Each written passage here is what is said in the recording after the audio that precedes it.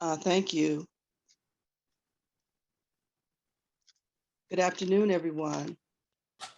I'd like to call to order the Ways and Means Committee meeting that is continued from the first meeting on Thursday, November 4th, 2021.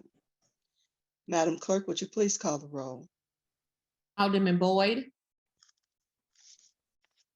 Present. Alderman Vaccaro. Present. Alderwoman Howard. Present. Alderwoman Spencer. Alderwoman Boyd. Present. Alderman Muhammad. Here. Alderman Oldenburg. Here. Alderwoman Navarro. Alderwoman Middlebrook. Alderwoman Evans. Chairwoman Davis. Present. 7 present, you have quorum. Thank you very much. We don't have any minutes to approve. So I will move on to the sponsor of Board Bills 123 and 124, Alderman Jack Coatar. Thank you, Madam Chair. Can you hear me all right? Yes, sir. Okay, thank you. And thanks everybody for being here, and both public and members of the committee. I know we've continued this a couple of times, and I think I mentioned it at the last meeting, but I'll mention so again. The reason we continued the hearing a couple times was so the city could complete its review of the petition submitted for the renewal and extension of the downtown SID. The city council, well, the registrar sent over the confirmation that the signatures meet the requirements after a very extensive review by the city councilors and the assessor's office. That was forwarded to the clerk, I believe, yesterday.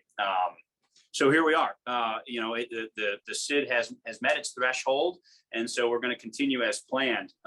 For those of you who are not as familiar with the downtown SID, it covers most of the downtown area, including Laclede's Landing, and serves a number of functions. Its primary functions are safety and security, providing funding for the downtown bike unit, its equipment, its space, and some of its training. It provides the funding for our trash services downtown, our clean teams that are regularly out on the streets, keeping them looking nice and making sure that trash is packaged up and getting hauled out of there. It provides landscaping and maintenance services for the downtown right-of-way, none of which the city doesn't provide any of those. And then it provides infrastructure matching funds right now, and then a host of other things. And you're going to hear from a number of folks that are involved in the SID. And I do want to direct committee members your attention to the Google Drive. I believe yesterday the SID submitted about 150 plus page packet for you all that includes a number of news articles, meeting minutes from our meetings, and also about 100 plus support letters, mainly in the form of email from property owners in the downtown SID district. We're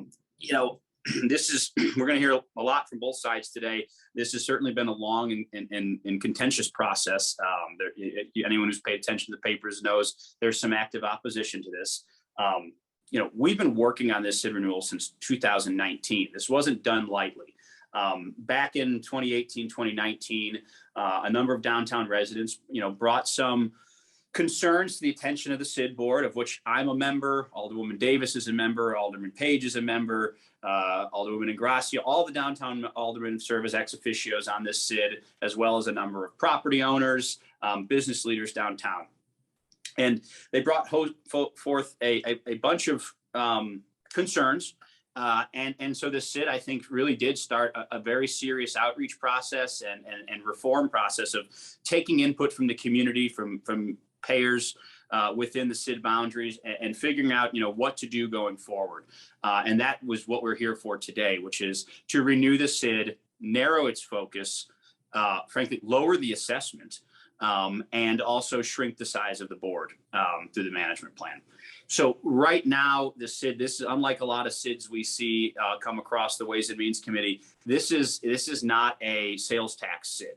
This is a property tax or a property assessment. So basically, and I'll leave it to the lawyers to explain the exact valuation, or the SID lawyers, not me. But it's a value of your square footage of the first couple floors of your building. That's how the rate is determined, your assessment rate. And I think Kelly can explain more of that. So what I want to do is just hit on a couple things. So under this renewed SID plan, what we would be doing is narrowing the focus to a couple of things: safety. And in the safety bucket, you're going to hear from some folks on that, but it's the secondary police officers, it's the St. Louis Metropolitan Police Department bike unit, it's training, it's equipment, it's space that it uses on Wash Ave. It's some of the lighting initiatives and camera initiatives that the downtown SID helps fund. All those are in the safety bucket. We want to continue funding those and expanding those efforts.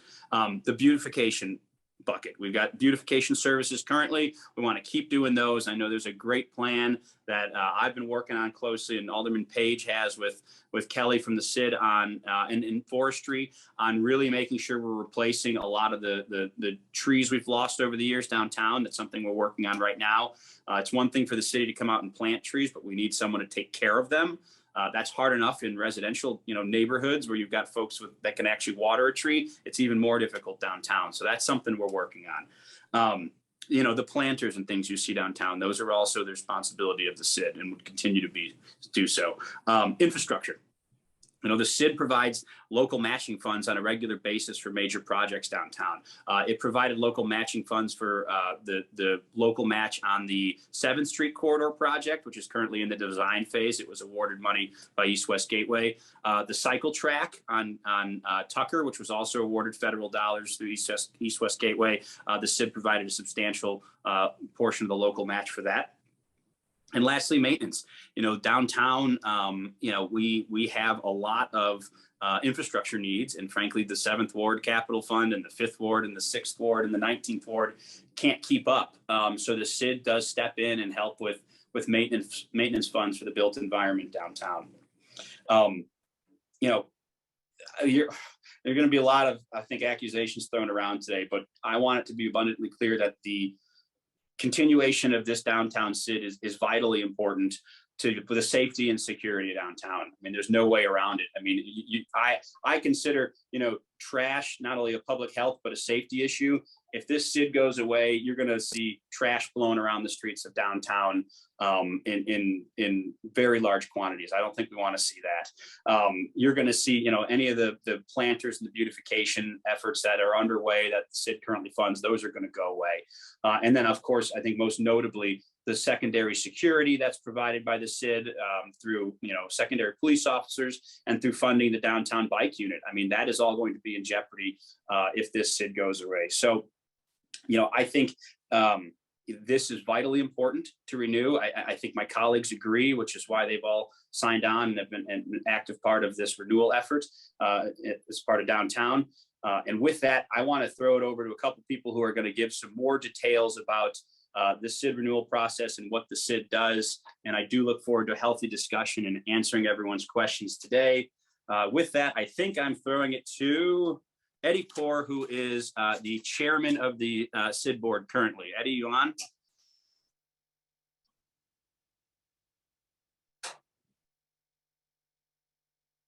Yes, can you hear me, Jack? I can hear you. Everybody, thank you. Thanks for the opportunity to speak today. As Jack said, my name's Eddie Poor, and I support Board Bills 123 and 124. I love St. Louis, and I'm proud to be on the board of the SID.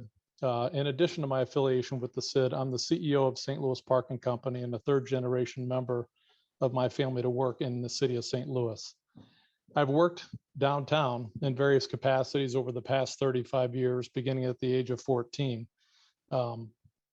During these experiences, I've spent many days and nights in the office buildings, restaurants, parking facilities, sports stadiums, hotels, casinos, and streets of St. Louis.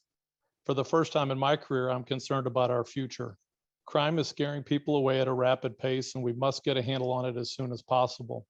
I realize that we as a SID cannot solve it on our own, but I do believe our city needs all hands on deck. Many of us within the SID have spent the better part of the last 12 months speaking to our neighbors about our SID and this process. The vast majority of my outreach, or our outreach, has been extremely positive, and people quickly realize how important, many people quickly realize how important the support that the SID provides the city. I personally can't imagine our city not having the millions of dollars that we collect to provide supplemental services to the city for safe and clean initiatives.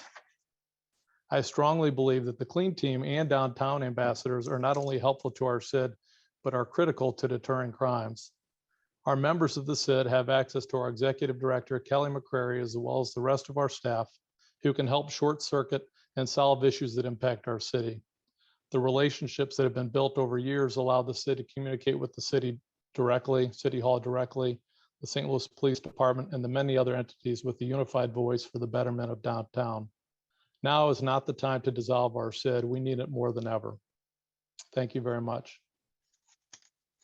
Thank you very much, Eddie. Next, I'm going to throw it to the executive. Alderman Yes. Coatar. Hold on a second, please. One of the things that we do need to do is set the right tone for this hearing, okay? And it's Sure. okay. I would like to just give a few comments very quickly. And also, we have a guest list of speakers.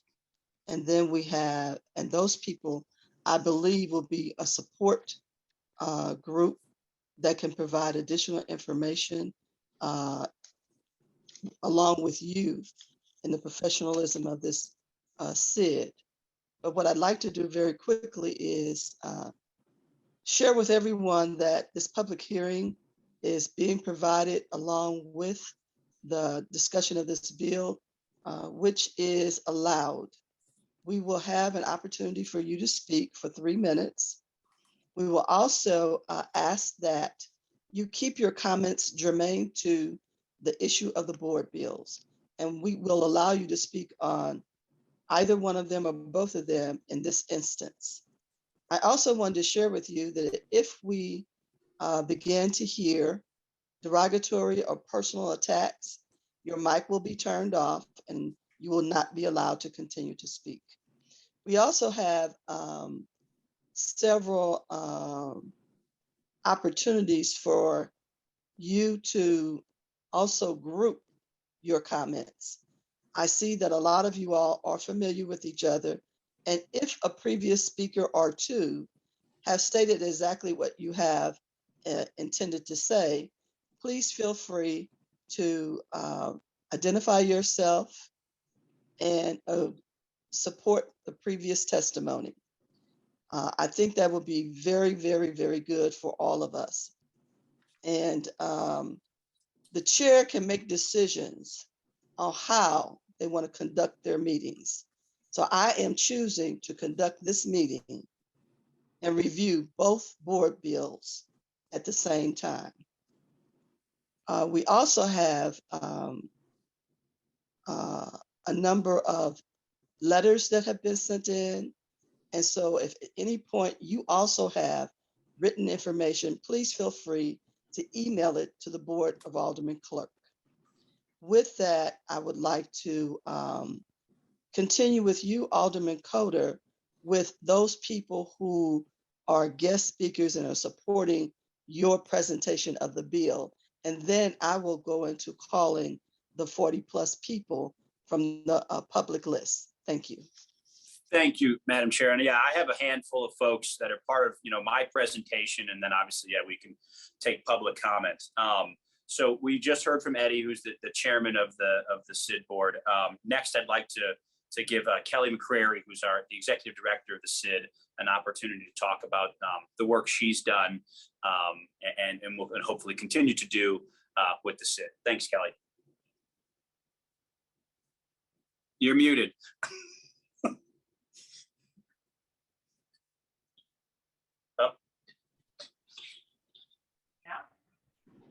Go ahead, Kelly. Thank you, Alderman Coatar. I appreciate that. And good afternoon, Chairwoman Davis and Ways and Means Committee members. I appreciate the opportunity to be before this committee. As Alderman Coatar mentioned, my name is Kelly McCrary. I am the Executive Director of the Downtown Community Improvement District. On behalf of my CID team members, those who are behind me in this room, our clean team members, staff, and those on the screen, we want to thank you for this opportunity to discuss our organization's services before you today. It's important to know that the CID exists for a number of reasons, and primarily our renewed focus is to focus on beautification, cleanliness, maintenance of downtown streets, safety with our secondary security operations, and our close relationship with the City of St. Louis Metropolitan Police Department. Our services, our daily services, which are 7 days a week, are critical, very critical to the peace, health and safety of citizens and business owners within the downtown area and the city as a whole. Many conversations I've had and many discussions I've had recently have been on about why is this CID services important to downtown, and it's very important to the way our city and our region is perceived by those who live here, who work here, and who play here. And that may seem like a very common statement, but it's very true to how we are viewed by those who visit downtown areas. As I mentioned, our clean team and maintenance services are here 7 days a week. They are the only team that's out making sure that we are regularly sweeping the public areas, sidewalks, and public right-of-way areas of downtown St. Louis. They are here as ambassadors. Most of them have been with this team for 10 years or more. Many of our office staff started as guides.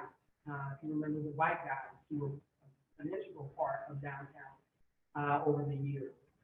We are slowly bringing that program back, and we intend to, as a part of the Design Downtown St. Louis 2020 plan that was adopted last year, have a more robust ambassador program to be the extra set of eyes and ears and visitor support, stakeholder support for all of our communities. My role right now is to facilitate your understanding of how we arrived at this CID 2022 petition renewal process. I want to share with you that we've had significant downtown amendment process and community engagement since the fall of 2019. This amendment process was 5 phases. The first phase was the discovery phase, in which we researched and gathered information on what the community would like to see this CID, the services that we provide in these changes. The phase 2 was outreach and engagement. We hosted a number of public group settings, working with our partners to understand what it is they would like to see changed about our CID services and our operations, what's important to them. And we conducted surveys, identified spokespeople, and developed a strategic plan to ensure that we are following along with stakeholder and property owner input for what they would like to see this CID as a representative of them in this downtown area. Phase 3 was the CID definition. And that phase allowed us to define any amendments to services to the CID boundaries, which there were none. We did not change the boundaries of the CID. And then to also review the assessment, which we know at this point, the assessed value for every property owner has decreased significantly by 23% across the board. Phase 4 of this plan was the finalization, and that was also in late 2019, and 2020, where we had the plan finalized, created the formal document, and made sure that we had all of the input confirmed from our stakeholders who provided the input, and put that together in our petition. And then phase 5 was the collection of signatures. And that was a significant challenge over this past year and a half during the pandemic, when many people were not in their places, were not in their business places, owners are out of town, properties changed hands, changed ownership payment. And so the significant challenges were existed because we have those who we work with who are opposed to the city, those property owners who we had challenges trying to make outreach to based on where they reside out of state, and having long conversations about what is best for this downtown community. And the outcome was on October 20th, we submitted to the assessor's office all of those signatures notarized and collected for them to assess. And here we are now with that being confirmed in the recent days before you, Alderwoman Davis, and the Ways and Means Committee to share with you how our services are going to, in the future, upon approval, continue to improve this downtown area and work for the betterment of our community. At this point, I'd like to turn it over to Laura Radcliffe, our chair-elect. Laura, if you would. Thank you. Laura Radcliffe, member of the SID board supporting board bills 123 and 124. Good afternoon. Safety, security, cleanliness, prosperity, inclusion. Ours is a downtown for all. Landowners, residents, small businesses, large businesses, sports, restaurants, and entertainment venues, employees, visitors, young people, old people, people of every skin color. Service to and collaboration with these constituencies is how we provide our work. And in regards to our work, I'm pleased to report that by any measure, the SID success is now being achieved thanks to our growing focus on safety in urban space as we transition away from economic development. We're staying in our lane, applying expertise, innovation, and dedication, working with valued partners, and are making a renewed and powerful difference. Some examples: SID Youth Ambassadors, in partnership with St. Louis Public Schools to positively engage young people on weekend evenings, ensuring their safety as well as that of others. Redeployment of the SID secondary officers to address certain hotspots, such as on the landing, where the TCF officers who have recently been trained in de-escalation have helped turn a recent crime spate around. Graffiti removal, plantings. As part of the mayor's downtown engagement and public safety initiative, the SID is working with partners in city government, law enforcement, social services, the business and nonprofit sectors, and with residents, making positive change in regards to security, traffic control, surface lots, youth engagement, and filling gaps resulting from limited city resources. For example, by purchasing equipment and providing office space for the downtown bike patrol. We are doing this as a partner to the city. We are your downtown auxiliary. While the SID's detractors may question our transparency, let me clarify. Our meetings are open to the public currently via Zoom.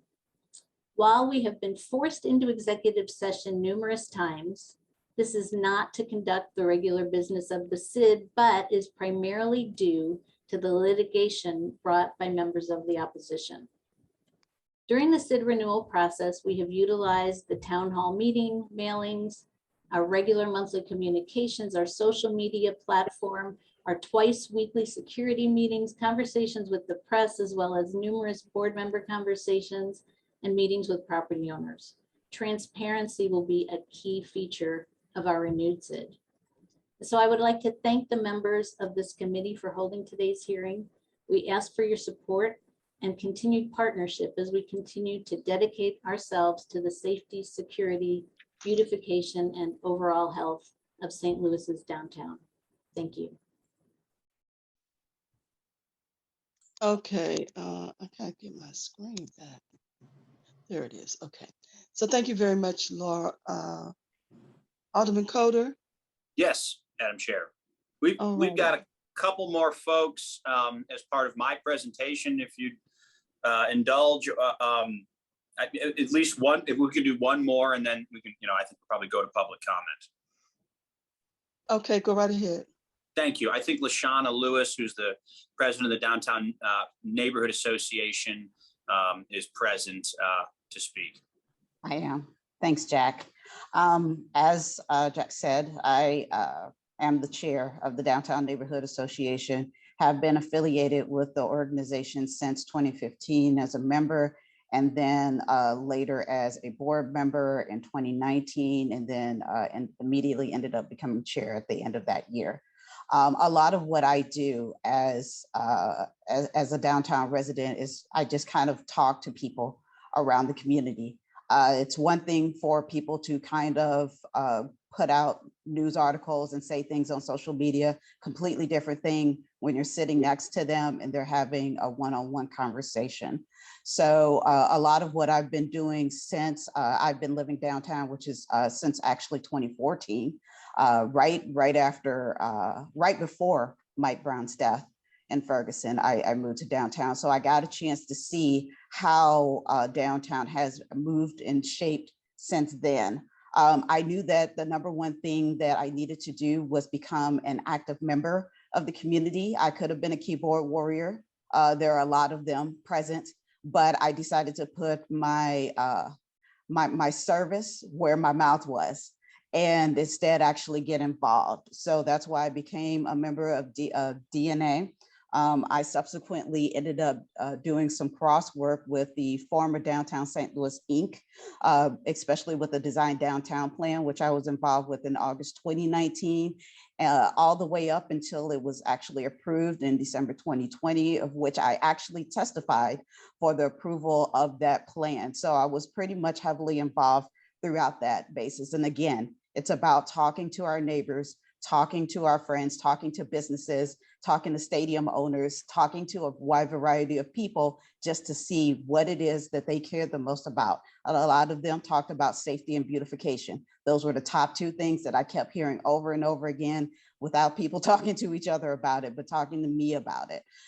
So when I had an opportunity to join the SID board in 2020, or 2021, I jumped on that because I believed that in order to change the face of downtown, I needed to kind of be in the center of where everything was happening. And I will say, everyone comments on the SID Ambassador program. As a matter of fact, I'm very glad that it came back, because a lot of people were saying they had trouble with wayfinding.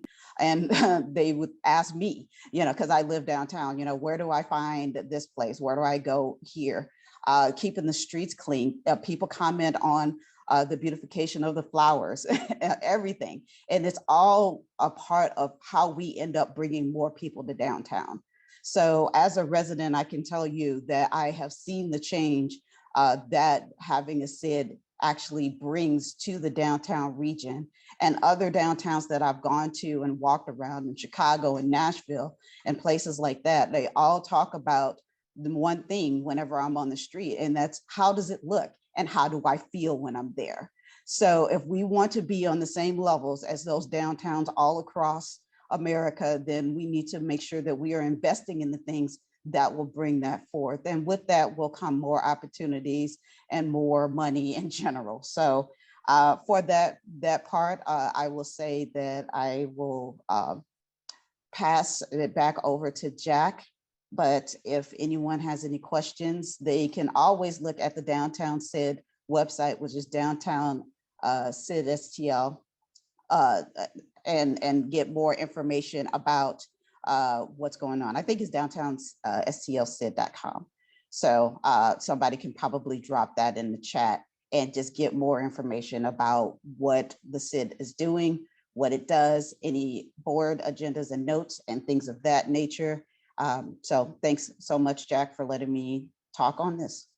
Thanks, Lashana, and for all your support.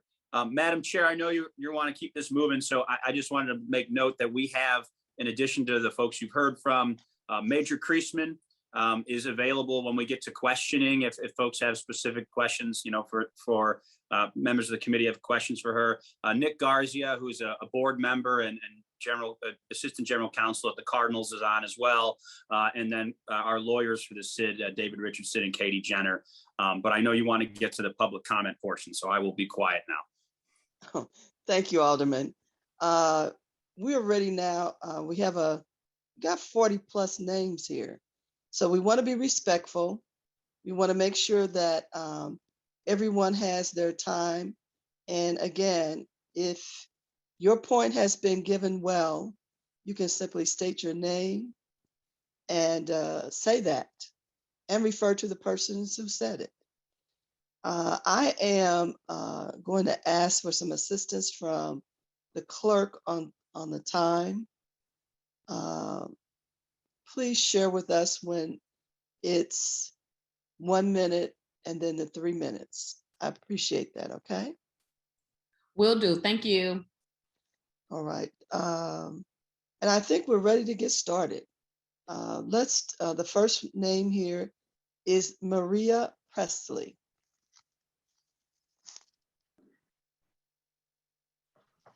Thank you. I work for the owner, Nicholas Castaneda of 906 Olive Street. I have worked closely with the CID and I have attended the security meetings. I used to work downtown back in the early or late 70s, early 80s, and I have steadily watched it decline over the years. However, I'm back downtown again in the last 3 to 4 years, and I have seen some improvements. Without the CID, I can't imagine how bad downtown would be. The owner of this building has invested a lot of money into it, and he continues to do so. We've just upgraded our common areas. We're almost done. The lobby, and we had 2 new tenants move in yesterday and today, and expanded 1 tenant almost to a full floor. So now they have almost 2 floors. So we're seeing progress, more than I expected after COVID, quite frankly, and we really want to see it continue to improve. However, if we don't take care of this city with the CID, my tenants are going to start moving out again. We're finally turning this building around, and we need their services. We all know what their responsibilities are, and I can tell you firsthand because I deal with it myself. I have a radio. They are responsive to my calls on the radio. Their SFP is doing an amazing job with the plantings and taking care of that. Kelly has been good about following up on our complaints about graffiti that is all over the place here when the city hasn't taken care of it. And everything they do, I see that they're doing their job. They're doing what they're responsible for. The police, you can't fix something that there's not enough funds for. We definitely need more police downtown, in particular throughout the city, but also downtown. And without the funds, that's not possible. So I think the guys are doing the best job that they can with the bike unit and the supplementary patrol. I don't have too much more to say about that. 1 minute left. Thank you. I know the trash is getting emptied. So I want you to know, please, that this owner is very much in support of the CID, and we think it will be devastating to our property and its values if it's not renewed. That's all. Thank you very much for your time. Ms. Presley, Yes, ma'am. I have been involved with too many other things as you started speaking. I should have asked you to do 2 things. One is to affirm that the statements that you have given are true.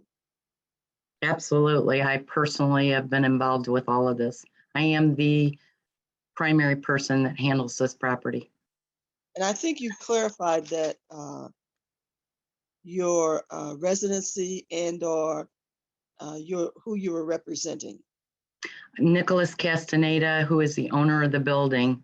And this is a commercial building, not a residential building with retail on the first floor. We are right across the street from Schnucks. Thank you very much. Thank you. All right. Thank you, Madam Clerk. I shall be appropriate thus as we move forward. Our next speaker is Timothy McDonough. Yeah, that's me. Thank you so much. So, Mr. Donahue, do you affirm that the statements that you're going to make are true? yes, ma'am.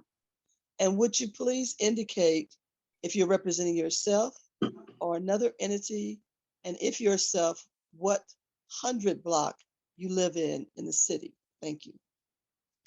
Okay, I'm representing myself as a resident owner in the 1600 block Locust.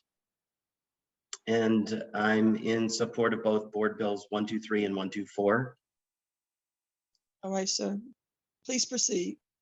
Okay, so I live in my condo unit that I've owned since 2009. I began working for the CID in 2015 as a CID guide, and work closely with the clean team. And I can attest as to how hard and tirelessly they work to keep this 185 square blocks clean. I pretty much would just agree with everything that's been said by Laura Radcliffe and by Jack and Eddie and Kelly McCrary. I agree with everything, and I'm definitely in support of both board bills 123 and 124. All right. Thank you very much, sir. Thank you, ma'am. Our next speaker is Tom. Is it Dempwolf? Tom Dempwolf. Last name Dempewolf. Tom, are you with us? We can come back if he gets online. Laura Griffin, you've had an opportunity to speak. Hello. Hello? Is that Tom? Okay. Yes. All righty, sir. Thank you very much. Could you affirm that the statements that you're going to make are true? Yes, I can. And could you please state your name if you're representing yourself or a company, and if yourself, 100 block you live in the city? I am, my name is Tom Dempewolf. I am representing myself as a visitor to St. Louis. I also work for the landscape contractor of the city, which is SFP Landscaping. All right, sir, please proceed. Well, I want to thank you all very much for the opportunity to speak on record and express my full support for the downtown St. Louis Community Improvement District. The current CID, under the leadership of Kelly McCrary, benefits all St. Louisans, and I think that's the key. The opposing group has an insignificant number of signatures collected and really no publicly declared vision for the future of St. Louis. On the other hand, Kelly and the current CID has a clear vision and a plan for the future of downtown. The services that are provided by the city, while they are welcome, just simply aren't enough. And the CID uses their resources to supplement in three crucial areas. The first is the policing of the downtown streets with the bike patrol. The second area is the fantastic job that the clean team does under Kelly's direction. They do a great job of keeping the sidewalks clean, trash cans empty, especially after downtown sporting events and entertainment events. The third is the area of downtown beautification through their landscaping efforts. And we firmly believe that landscaping is a form of advertising. Landscaping is the very first welcome extended to a tourist or to a visitor or to a resident or to a business customer. The existing CID has shown great leadership and insight regarding the beautification of downtown St. Louis. They arrange and provide for the flowers and the plants at the downtown intersections, all of the hanging baskets, mainly on Washington Avenue and in the Cleves Landing. And just as on a personal note, cities in the county and Clayton, they're in direct competition with downtown for 1 minute left. for my disposable dollars. The cities believe, those cities believe that they have good benefits with their landscaping and have taken those into action. St. Louis needs the same type of thinking, and they're receiving that right now under the CID and Kelly McGrary. The downtown beautification also doesn't just start and stop with summertime. The CID is doing the winter holiday displays right now.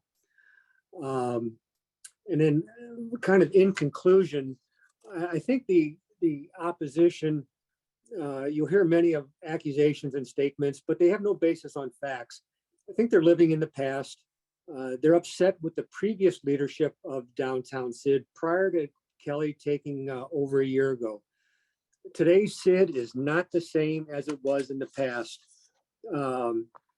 Kelly has moved her office out of the expensive Met Square building and down to street level where the people can engage her. And Kelly's about the future. She's not stuck in the past. 3 minutes, time's up. Thank you very much. Thank you, sir. Our next speaker is Shelly. Thank you, Chairwoman Davis. I would like to state that my name is Michelle Kaley. May I ask you, do you affirm that the statements that you are making are true? I do. And then you state your name, if you're representing yourself or an entity, and if it's yourself, what 100 block you live on. Thank you. Thank you.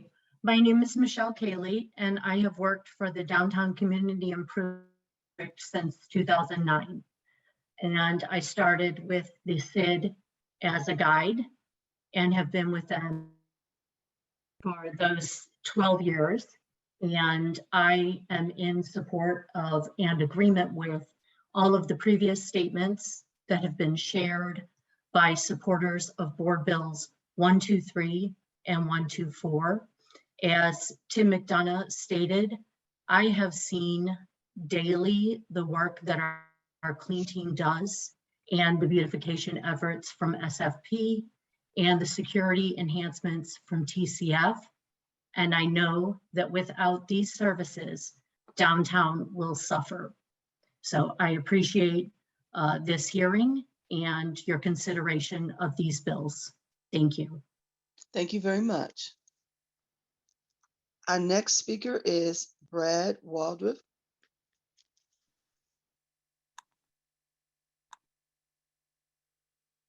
Hi.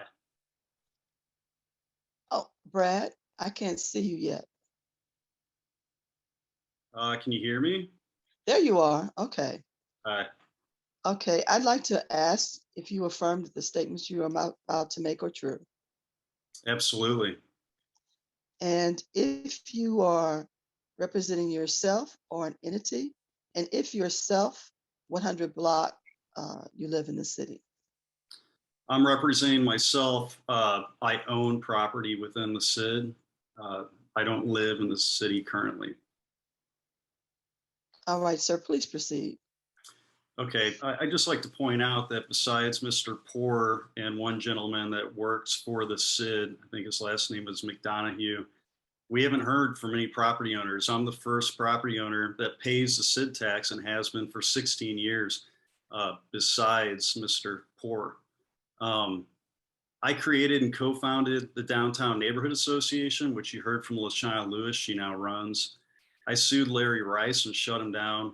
I've sued multiple problem properties, including Club Rain. And I recently sued the CID because it's not getting the job done. As you just heard, I had to do all those things without the CID's help. I've done this with private dollars and very little help from the CID. I've done these things to change downtown for the better.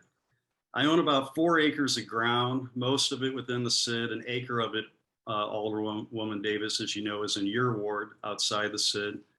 I've been paying into the CID for 16 years, and I've watched my properties and my clients' properties values drop, mainly in office, loft condos, retail, and restaurant. Seems like the only thing that's doing okay is parking, and that's not really the sign of a vibrant city. I'm here to ask Alderman Coatar to please withdraw Board Bill 124. If this committee is to believe that they have 51% of the signatures, Board Bill 123 is all that's necessary. You don't need Board Bill 124. Board Bill 124 utilizes a recent change to the Missouri SID Act that does not require 51% of property owners to renew the SID. That's unconstitutional, and frankly, it's underhanded. So Alderman Coatar should take that off the table and just utilize Board Bill 123. I think it's telling that Alderman Coatar began this conversation partially mentioning that the SID takes care of trees. A bunch of trees were just planted in downtown, they died. So apparently the SID doesn't take care of the trees. We've got drag racing problems. We've got parking lot break-in problems. We've got problem property problems. We have all kinds of problems in downtown, and it hasn't changed for the 16 years I've been paying into the SID. So please take Board Bill 124 off the table and focus on 123. If you think you've got 51% of the signatures, that's all you need. Thank you very much for listening. Thank you, sir. Next speaker is Victor Madison.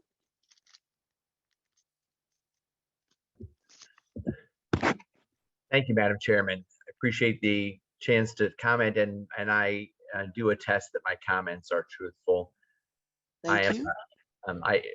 I guess I wanted to start by saying, first of all, I applaud the energy that everyone has about the city. I think it's really, Mr. Madison, could you identify if you're representing yourself or an entity, and if yourself, the 100 block you reside in the city? Yes, ma'am. I'm representing an entity that I own.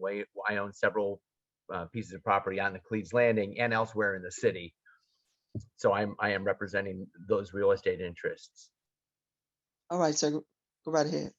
So first of all, I wanted to say that I applaud all the energy that everyone seems to have about making St. Louis better. I think that's positive, and I know that there's some contention about what the right path is, or and you know, who thinks that their ideas are better and what could be made different in the approach that's currently being taken. But I think it's really encouraging that this many people had this much energy about ways to make the city better.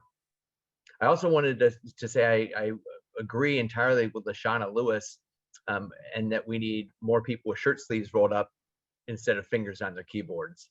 And LaShawna, thanks for all your involvement as you've gotten involved in the city. But as I said, I've been a business owner and a building owner since 1999.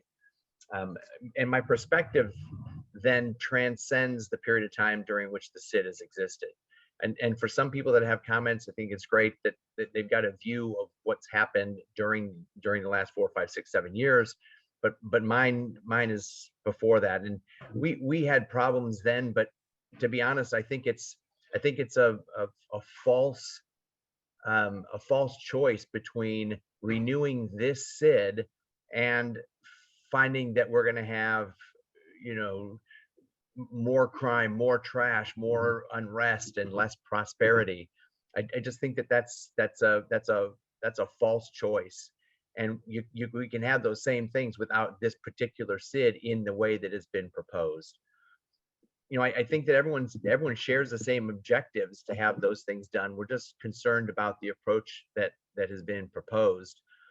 And you know, when the landing joined the SID as a sub-district, so we were kind of bolted on in 2015 and 16, and it was our expectation that, you know, that this would continue on, but that the renewal would happen only with the majority of the support of everybody there. And I've listened to both sides. I've got friends, you know, that are very active on both sides of this argument, and I think that if this SID is going to get renewed, and if the intent is that this is going to be a thing that we're all leaning in on to make the city better, 1 minute left.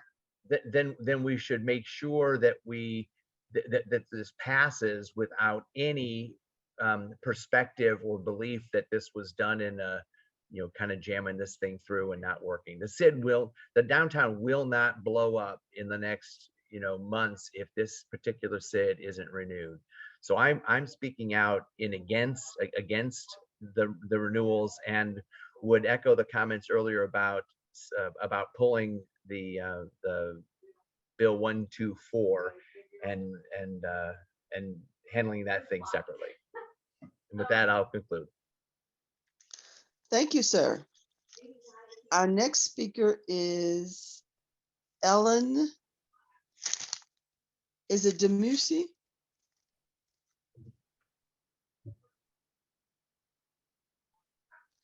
Ellen, last name spelled Demucci.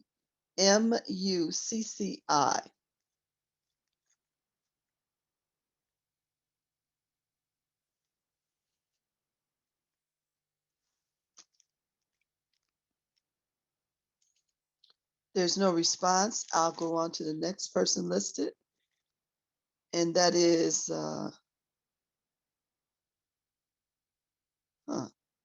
Laura, you've already had an opportunity to speak. Laura Radcliffe. So Correct. we'll move, beg pardon? Correct. Okay, so we'll move on to the next speaker listed. That's Dan Pister.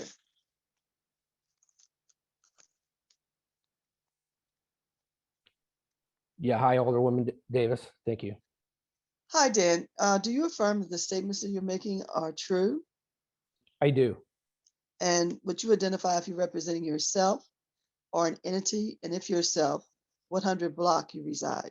I'm representing myself, and I live at the 1000 block of St. Charles. All right, sir. Please proceed. Thank you. I'm here to speak in opposition of Board Bill 123 and 124. I've been a resident and a property owner of downtown St. Louis for 14 years. I've been involved with the Downtown Neighborhood Association since it was incepted. For the past 6 years, I've been chair of the safety committee and a board member for the association. I've been a critic of the current SID for some time now, dating back to when I thought the direction pivoted from focusing on the residents of downtown to more of approach focused on larger commercial tenants, keeping the Rams here, and the overpromotion of larger tourist destinations, while neglecting the needs and concerns of the residents, many of which live along Washington Avenue. Since then, Washington Avenue has fallen into disrepair. The area has been cannibalized by nearby entertainment venues, heavily subsidized by the city, causing small businesses to close.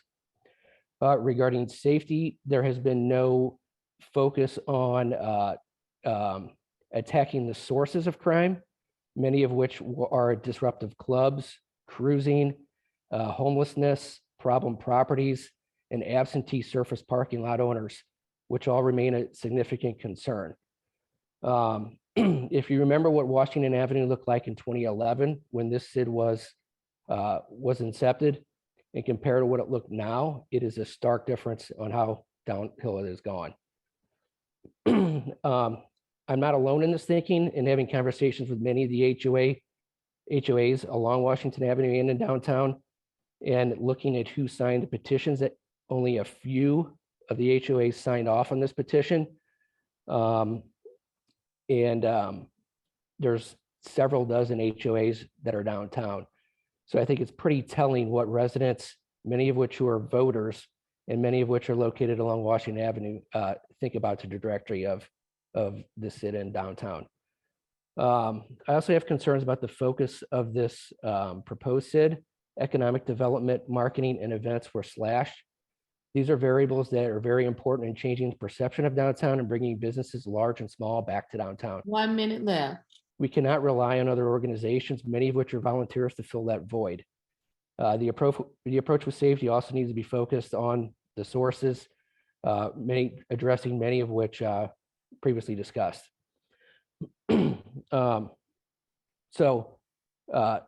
I respectfully ask the members of this committee to vote against Board Bill 123 and 124.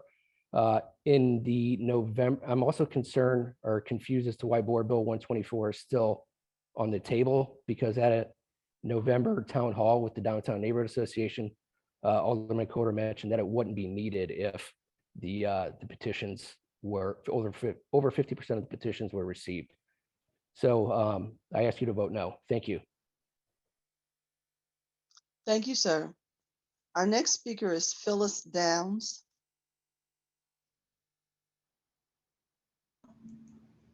Okay, can you hear me? I can hear you and see you. Ms. Downs, Okay. do you affirm that the statements that you are providing are true? Yes.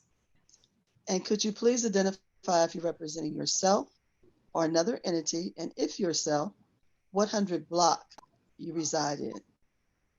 I'm representing myself and I live in the 900 block of Olive. Thank you. Please proceed. Okay. I've been a downtown resident since 2007 and have paid into the current SID for that amount of time. And I can tell you that where I'm at today, our downtown is not better. It's much worse. I went from loving living downtown to being terrified to go out my front door. Crime's out of control. We have drag racing, and I'm really concerned about the way this whole process is being handled. It feels like these board bills are just a corrupt way to push through something without the support of downtown residents. I guess that's all I have to say. All right, thank you. Our next speaker is Gabriel, is it Cherry or Sherry? Cherry, yes, like the fruit. All right, thank you. Do you affirm that the statements you're making are true? Yes, ma'am. And if you are representing yourself or an entity, and if yourself, please give the 100 block that you reside. I am a representative of the SID as a current staff member. Okay. I am in support of Board Bill 123 and Board Bill 124 and the continuation of the SID providing its vital supplementary services, specifically in regards to public safety. Additionally, I would like to echo the previous testimony of Laura Radcliffe. Thank you. Thank you very much. Our next speaker is Mark Labarge. Yes, ma'am. Mr. Labarge, do you affirm that the statements you're making are true? Yes, I do. And sir, if you could identify if you're representing yourself or another entity, and if yourself, what 100 block you reside. So I'm representing SFP Landscaping. So I'm here now to support Kelly McCreary and the downtown CID. Our company provides professional landscape services to many fine downtown properties, including Ballpark Village, America Center, Stiefel Theater, Enterprise Center, Keener Plaza, Great Rivers Greenway. And I bring this up because Kelly McCreary runs the CID in the same professional manner as these larger professional corporations. She's very thoughtful and transparent. Kelly has great ethics, and she's focused on making downtown St. Louis a better place. She handles problems with a calm personality and is able to quickly put together a clear plan on how to move forward. This CID has a very positive vision for the future of downtown St. Louis. If you have not had the opportunity to sit down and talk with Kelly, you should do that. Ask her how she started saving money for the CID as soon as she was named executive director. And ask her how she cut staff and cut expenses. If you don't know Kelly now, you would do yourself a great favor by meeting with her. This city needs a strong downtown, and Kelly is making it happen right now. Her track record is impressive. I'm asking you to approve Board Bills 123 and 124, and to watch Kelly and the CID lead downtown to bigger and better things. Thank you very much. Thank you, sir. So our next two speakers have already had a chance to speak. That's Kelly McQuarrie and Eddie Poor. So our next speaker will be Lyle Weissman.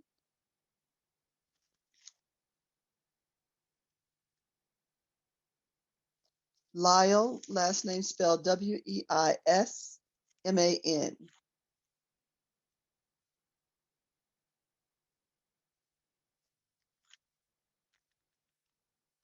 We'll move on to our next speaker is Brian Marsh. Chairman, Mr. Marsh reached out to me. He can't be here today. He's tied up in Jeff City. He's the head of Lumiere Casino. I believe he sent an email in support of the SID. All right, thank you very much. Our next speaker is Dr. Christian Dimbo.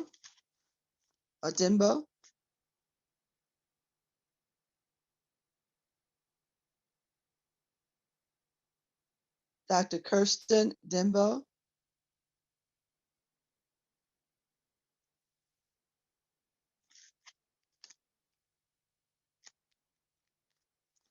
We'll move on to our next speaker is Robert Guller. Yes, I'm here. Thank you, sir. Sir, do you affirm that the statements that you're going to provide are true? Yes, I do. And could you please identify if you're representing yourself or another entity, and if yourself, what 100 block you live in? Sure. Bob Guller, and I'm representing myself. I am the owner of 500 North Broadway, right at the corner of Washington and Broadway. I am a longtime city resident in Central West End, and I'm also an attorney. I've been very involved. I was on the board of the SID for 10 years. I am a founder and the board president of Arch Grants, and I was deeply involved with the founding of the predecessor to the T-Rex incubator. I have been an owner of large office properties downtown going on 27 years now, and it is my objective to keep and grow jobs in downtown.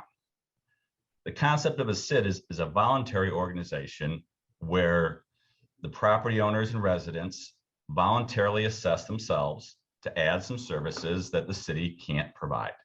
That's always been the concept. It is my opinion, and the opinion of what I believe to be a majority of at least the multi-tenant office building owners in downtown, that the current SID in its current form is failing to do that. I believe there should be a SID. Most of us do. And in the interim, to the question of those necessary services, keep things clean and safe, I will pledge the $27,000 a year I currently and have been paying to the SID to continue to fund those necessary services while we, the residents, the stakeholders, the property owners of downtown, work out our issues. So I want to apologize to the board because we are before you evenly divided.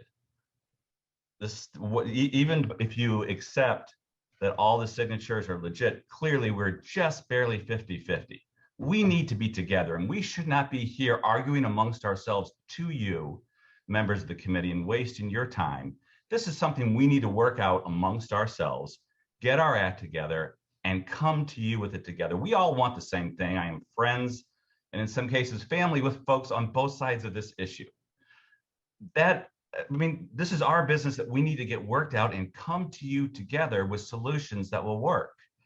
And the problem is this is a 20-year term for the SID. So once it's in place, it goes on for 20 years. And what's worse, with the law that enables Board Bill 124, there may never be a meaningful bite at the apple for the property owners, the people paying the SID, to weigh in again on how it's doing. So I have no doubt that right now there's some good things going on, but my concern is not the past, and it's not right now. Thank you. It's the next 20 years of downtown, and we are heavily invested, and no one's moving downtown. I can't get commercial brokers to bring their tenants to look at downtown. I have tenants moving out because of safety and security concerns. And we can't continue as we're going, but I agree, we need a SID. We need the basic services that have been going on, the clean and safe, to continue. And we can continue those on a voluntary basis till we can get our house in order and come to you all together with something that downtown at large, the whole diverse group of us, agree and support. And so I would ask you to vote no on 123 and particularly on 124, because with something like 124 where SIDs can be renewed without the property owner's approval, no one is ever in any of your wards going to want to approve a SID again, because then they give up the ability to say whether it's doing good things or not. And that's the concern. So I would ask you to particularly oppose 124, but 123, we're not ready yet. Thank you. Thank you, sir. The next speaker is Les Sturman, I'm sorry. Yes, ma'am, I'm here. Thank you, sir. Would you please affirm that the statements that you will provide are true? I do. And could you identify if you're representing yourself or an entity, and if yourself, what 100 block you reside? I'm representing myself, and I live at 1121 Locust Street in downtown St. Louis, and pay the SID assessment. Sir, please proceed. Thank you, Chairman Davis and members of the committee. As I mentioned, my name is Les Sturman. I live at 1121 Locust Street in downtown St. Louis. I've lived downtown for over 16 years, and before I retired, I worked downtown for 38 years, including 25 as executive director of the East-West Gateway Council of Governments.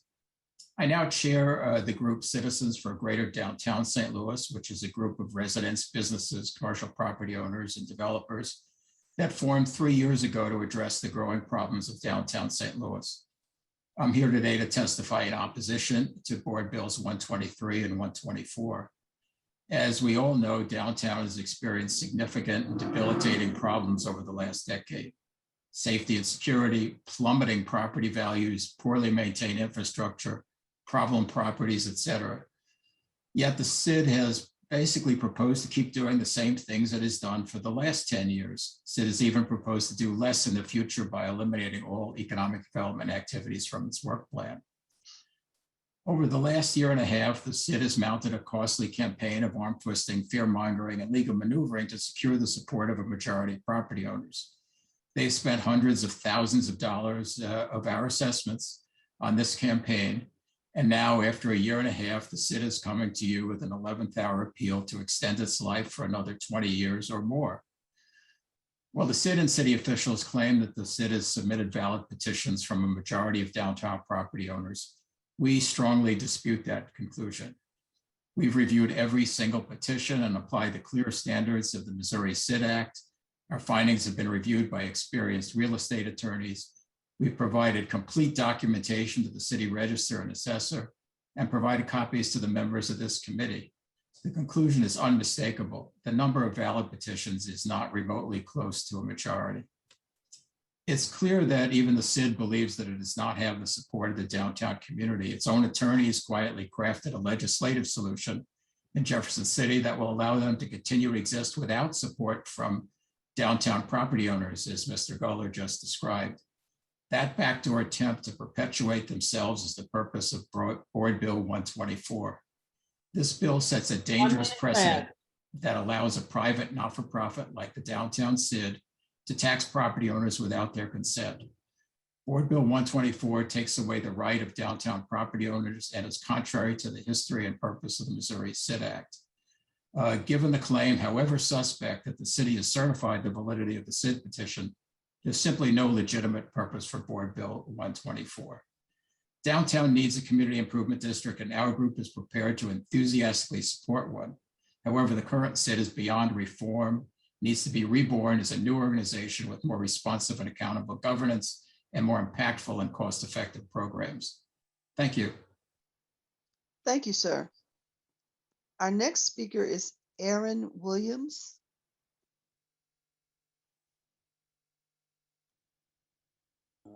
Here I am. Can you hear me? I can hear you. I can't see you. Yes, I asked Terry Kennedy to put a photo up while I was going to be testifying. Okay. Go. Thank you. Okay, I see the photo. Sir, do you affirm that the statements you will provide are true? Yes, And could you identify if you're representing yourself or another entity? And if yourself, what 100 block you reside? I represent myself, I represent my company, and I represent my charity. I reside at 400 South 14th Street, which is the Edison condo building, where I've resided since 2011 and been a property owner within the building since 2012. Are you ready for my testimony? Please proceed, sir. Some of the aldermen that are currently involved there are aware that I've received a proclamation for being a good citizen and contributing to the community. I'm a Focus St. Louis winner for the What's Right with the Region Award. And I say this because I'd like to think that I'm one of the good people that you want to have as a community member. In the time that I've been downtown and even prior to that, I've tried to get the clean team and met with their director of operations a number of years ago to start some initiatives regarding recycling. I was successful at one point and tried to expand it with a recycling program outside of Busch Stadium involving the clean team. I bring this up because litter and a lack of recycling receptacles has always been a problem downtown to the point where the trash does overflow, and the CID just doesn't seem to have ever wanted to address this and using my my model. I put the photo up that I have because on Father's Day of 2020, 3 months after I had left a message for Kelly McCreary to contact me and the call was not returned, when I tried to notify her and others of the photo seems to have gone away. And it's relevant to what I'm about to testify, that on Father's Day at 11:30, I was assaulted by what I believe were drug-oriented individual, and I was viciously assaulted along 14th Street, where a person came out of the car and chased me down on a portion of 14th Street that's within the CID. The vehicle then wound up coming after me after I had filed the police report. The event was witnessed. I was then chased down the street, found shelter within the law department, the law school building. The vehicle 1 minute left. Stalked me outside. All right. I'm a victim of being assaulted twice, once in front of City Hall during the first night of the protest there, and once once at once near Soldiers Memorial on Father's Day. I contacted the police repeatedly. They did absolutely nothing and actually refused, at the Internal Affairs said they refused to investigate my crime.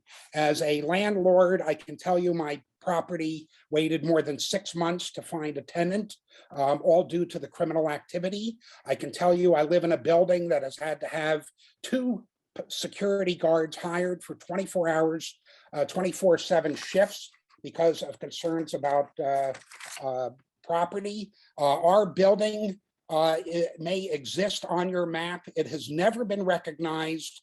And even the area across from Enterprise Center has never been recognized by any of the board members, despite getting having me make over 100 phone calls to 911 from 2019 to 2020. Numerous board members, the public safety director, the former mayor, were all receiving 3 photos. minutes. Your time is up, sir. And so I guess what I have to say may not be important enough, or can I be extended a little bit more time as others seem to have been, because I'm obviously in opposition here. I'm being taxed living in a building that you don't even pay attention to. We've had people sleeping for years underneath the ramp of the 14th Street Highway 40 West ramp. We've had 24/7, 365. People were using drugs and passed out on the sidewalks. So you had to literally crawl over, walk across the people who were passed out on the sidewalks. This is where the city circuit attorneys, investigators parked their cars in broad daylight. People were passed out on the hoods of those cars.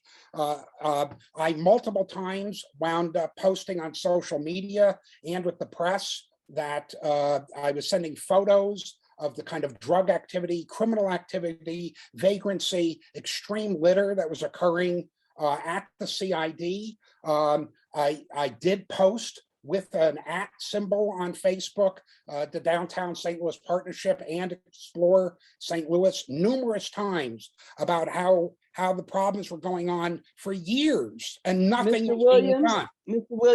Mr. Williams, your time was up about a minute ago, and so I allowed you to continue, but you are now not on the topic. You are complaining about police protection, and this is not the topic of this SID. The SID, if I can just relate. Sir, the police department is responsible overall for the city of St. Louis safety. The police department is. So I want to thank you for your testimony, and we're moving on to the next speaker. Thank you, sir. Our next speaker is Matt O'Leary.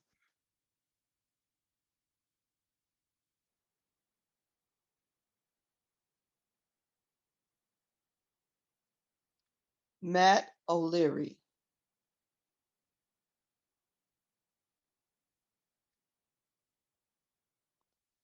Okay, we'll move to the next speaker.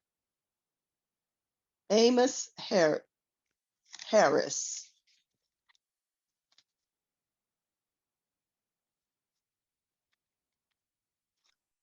Hello? Can you hear me? There you are. Yes, sir. Hi. Very quickly, I would like to ask you if the statements that you're going to make, you affirm that they are true. I do. And sir, could you please identify if you're representing yourself or another entity or both? And if you're representing yourself, what 100 block you live in? Thank you.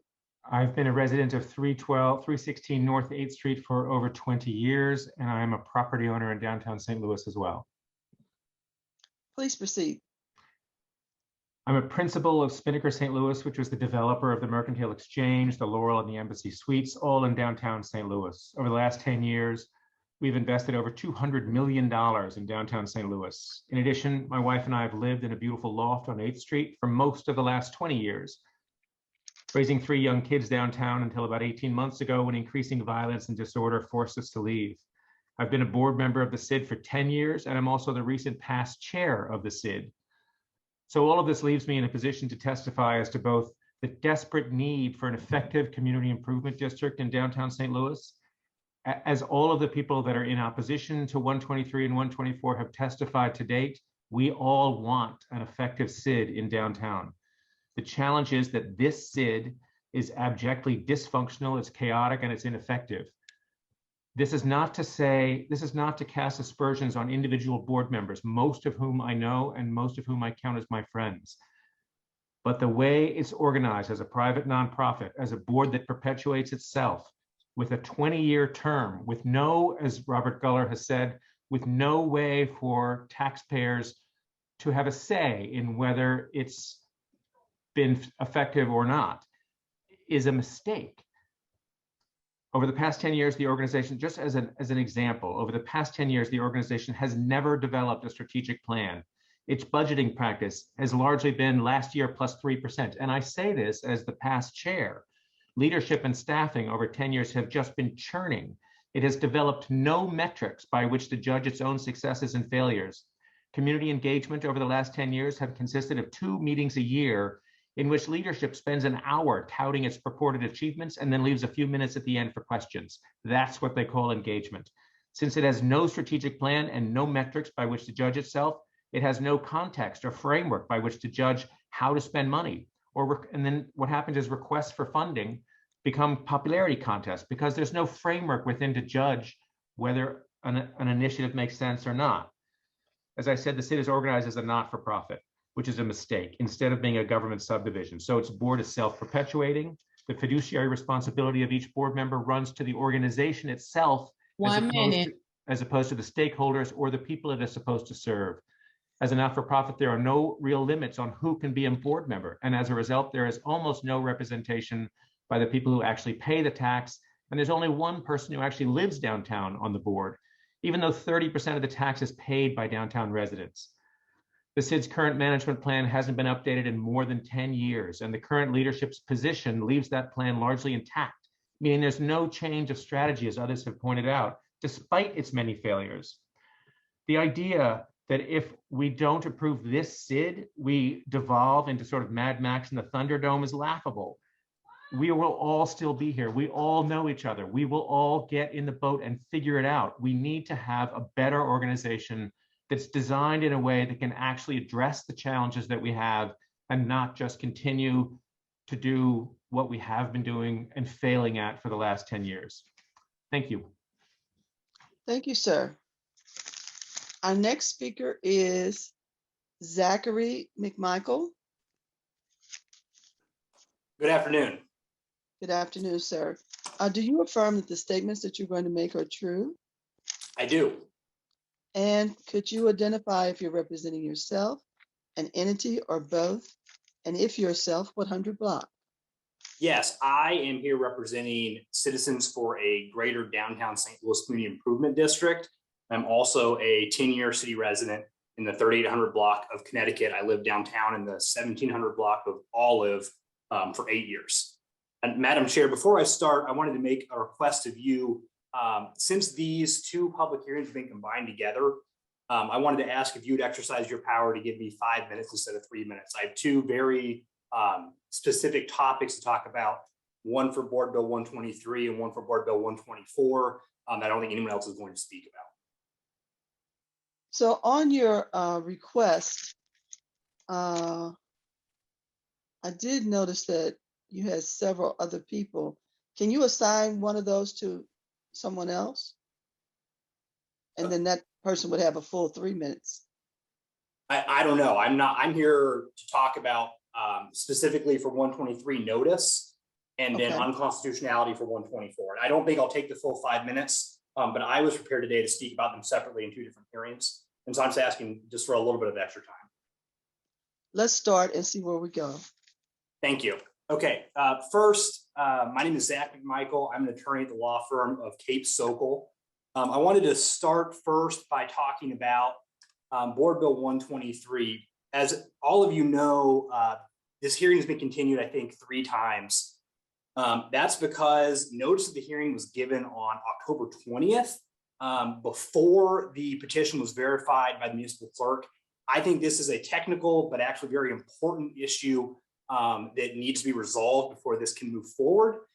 Section 671431 of the revised statutes of Missouri, subsection 1 states, within a reasonable time not to exceed 45 days after the receipt of the verified petition from the municipal clerk. That's key language. After the receipt of the verified petition from the municipal clerk, that happened yesterday. You heard Alderman Coatar say that. The governing body shall hold or cause to be held a public hearing on the establishment of the proposed district and shall give notice of the public hearing in the manner provided in subsection 3 of this section. Subsection 3 requires, quote, notice by mail shall be given not less than 15 days prior to the public hearing. Subsection 1 requires not only the holding of a public hearing, but it also requires that notice be given after receipt of the verified petition. Here, notice was given 41 days before the receipt of the verified petition. I think this puts the city in this technical area that we don't need to be in. This can be fixed. This Board Bill 123 should be tabled. The proper notice can be given. This public hearing can be held again. And then we don't find ourselves in court on a technicality where everyone's tied up for a year, maybe more. And we don't know if we have a CID, we don't have a CID. And then we have the nightmare scenario where a court strikes down an ordinance in the city of St. Louis because of improper notice. And now we have to start this process all over again with no CID. You heard Alderman Coatar talk about how vitally important the CID is. It's vitally important we can wait 15 more days. For 124, for those of you that don't know, 124 is based on a recent amendment to the SID Act, which is 1 minute. at 67.1481 subsection 6, which allows a municipality to adopt an ordinance to extend the term of a SID by up to 27 years. This amendment took effect this year on August 28th, and it has not been tested in the Missouri court. The Missouri Constitution specifically prohibits laws that impair the obligations of contracts or are retrospective in their operation. This was recently reaffirmed by the Missouri Supreme Court in 2013, where the Supreme Court said, quote, as to between individuals, the legislature has no power to interfere and declare an act or deed valid, which was previously void. That's the State v. Honeycutt case from 2013, quoting Barton County v. Walser from 1871. So in this regard, Board Bill 124 is exactly the type of law the Missouri Constitution prohibits. Importantly, the downtown SID is a private entity, it's a nonprofit corporation, and before it obtained its overlay status as a SID, it had to circulate a petition similar to what's happening today in 123 to obtain an agreement from majority property owners. That petition had all sorts of requirements for how the 3 city is minutes, going to time act. is up. Madam Chair, may I continue for another 90 seconds? 90 seconds. Go. Move Thank you. forward. Madam Chair, can I call a point of order real quick? Go right ahead, sir. I feel Mr. McMichael's passion and I want to hear him out, but we're on Board Bill 123 and he's had a lot of conversation on Board Bill 124. I'd like to hear more about 124 when it's before the committee, if that's okay. If he's signed up, if he's not signed up, can he be allowed to speak on 124? I've given the privilege for people to speak on both bills. Gotcha. Okay, I missed that. I withdraw my point of order. All right, sir. Thank you. Please proceed, Mr. McMichael. Thank you, Madam Chair. So the SID petition that was previously circulated, that is a contract between a nonprofit corporation, the SID, and the property owners of the SID that own property within the boundaries of the SID, detailing how the SID would act. And importantly, in that petition, in the management plan, it says, quote, the district will have a 10-year term beginning January 1, 2012 and ending December 31, 2021.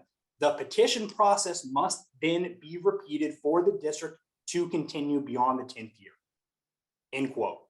Here, Board Bill 124 attempts to do exactly what Honeycutt and Barton say you can't do.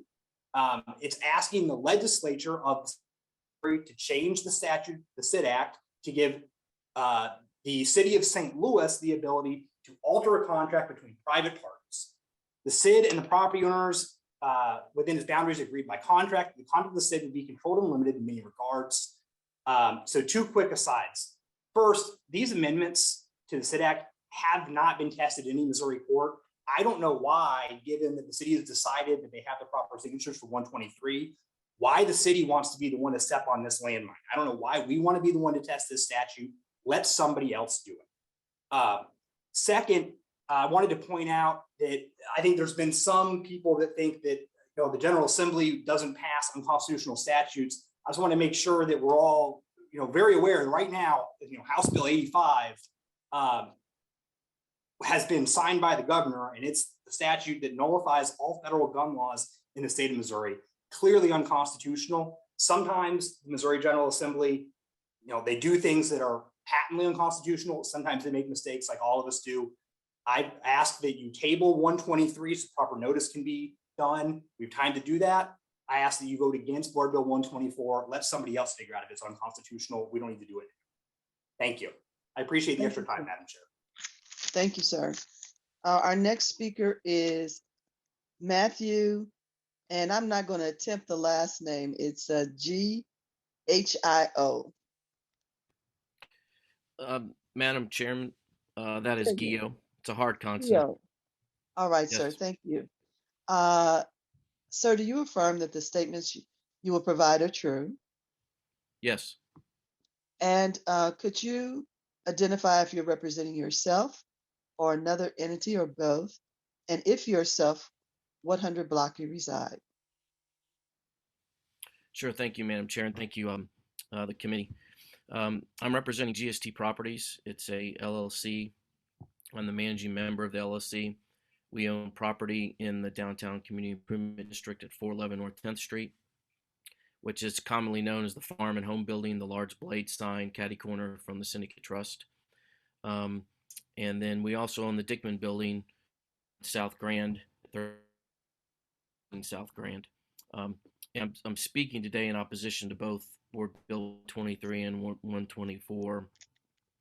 I'm gonna be concise here, but what Mr. Mcmichael said about notice on Board Bill 123, I'm also a civil rights lawyer, and I agree with his legal analysis. I think notice is not properly given. I think we should redo the notice and make sure the bill is presented properly to the committee without that defect in it. And on Board Bill 124, I also believe it's constitutional because of the way in which 67-1481 Section 6 was passed. I'll mention that in a second, but I want to give you a little bit of my background. I've lived in the city of St. Louis except for 1 year since 1987. In the last 10 years, I live in Brentwood now, but so I've lived probably close to 30 years in the city. I've owned commercial property for 10 years in South Grand and downtown for 6 years. And in the organizations, nonprofits that I work in, I've been a member of the Landmarks Association of St. Louis for over 20 years. I've been its board president for the last 5. I've also been a member of Justine Peterson Housing and Reinvestment, Great Rivers Community Capital for the last 20 years. And I'm also the secretary of the Community Improvement District on South Grand. And I've mentioned those things because I've worked in the city to make it better. And I've been doing it since I came here as an 18-year-old. And so I say that because I think we need a SID downtown, but I think we need a new SID. And frankly, I think we need 4 concentrated on different geographic areas of downtown because of the way it's spread out. And the last thing that I want to talk about is why Board Bill 124 should be tabled. I know someone mentioned that Alderman Coatar said at a November meeting that if the petitions were certified, that Board Bill 124 wasn't necessary. I would hope if Alderman Coatar said that he would abide by those words. But I also want to point out, thank you, one other issue with Board Bill 124. Not only is it unconstitutional, but I think for the downtown SID to ask this committee to continue the community improvement district without the consent of property owners, 51% of property owners, by having the Board of Aldermen, this body, continue the SID, is a breach of the fiduciary duty of that board and its duty of good faith and fair dealing to us as property owners. The continuation of the SID is a contract, and it's supposed to be done with the consent of the property owners. And if the petition does have 51% of the signatures, then that's great. We'll move forward and we'll have to work with the SID to make it viable. The last thing I'll say is, in terms of the effectiveness of the SID, the clean team I think has been fantastic. Secondary has been fantastic. But in our building on the 411 and the downtown bike station, which is part of our building, I've never had anyone from the downtown SID reach out and talk to me about what's going on there with Urban Shark and the bike station. And that's just one example of things that I think need to change to make whatever SID we have going forward a new one, I hope, to make it more effective and address both commercial property and residential owners. Thank you, Madam Chairman and committee. Thank you, sir. Our next speaker is Brian Volume. Brian?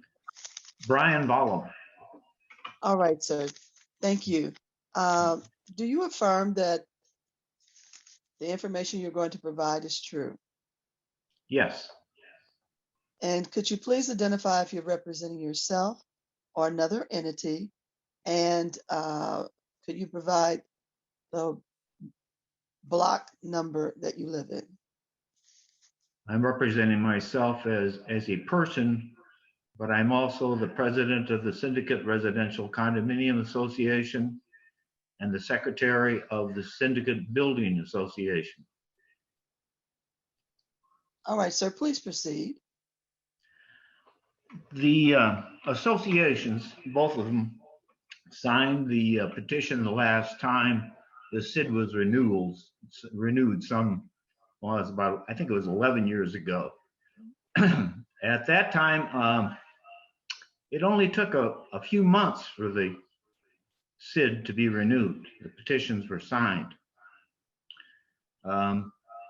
We signed it with some concerns because it was for a period of 10 years, and we weren't very happy with the direction or the transparency, the productivity, effectiveness of the SID prior to that recertify or re-up, I guess, of the SID. But the executive director at that time, Maggie Campbell, was brought on board recently, and she made a number of promises that the SID was going to change.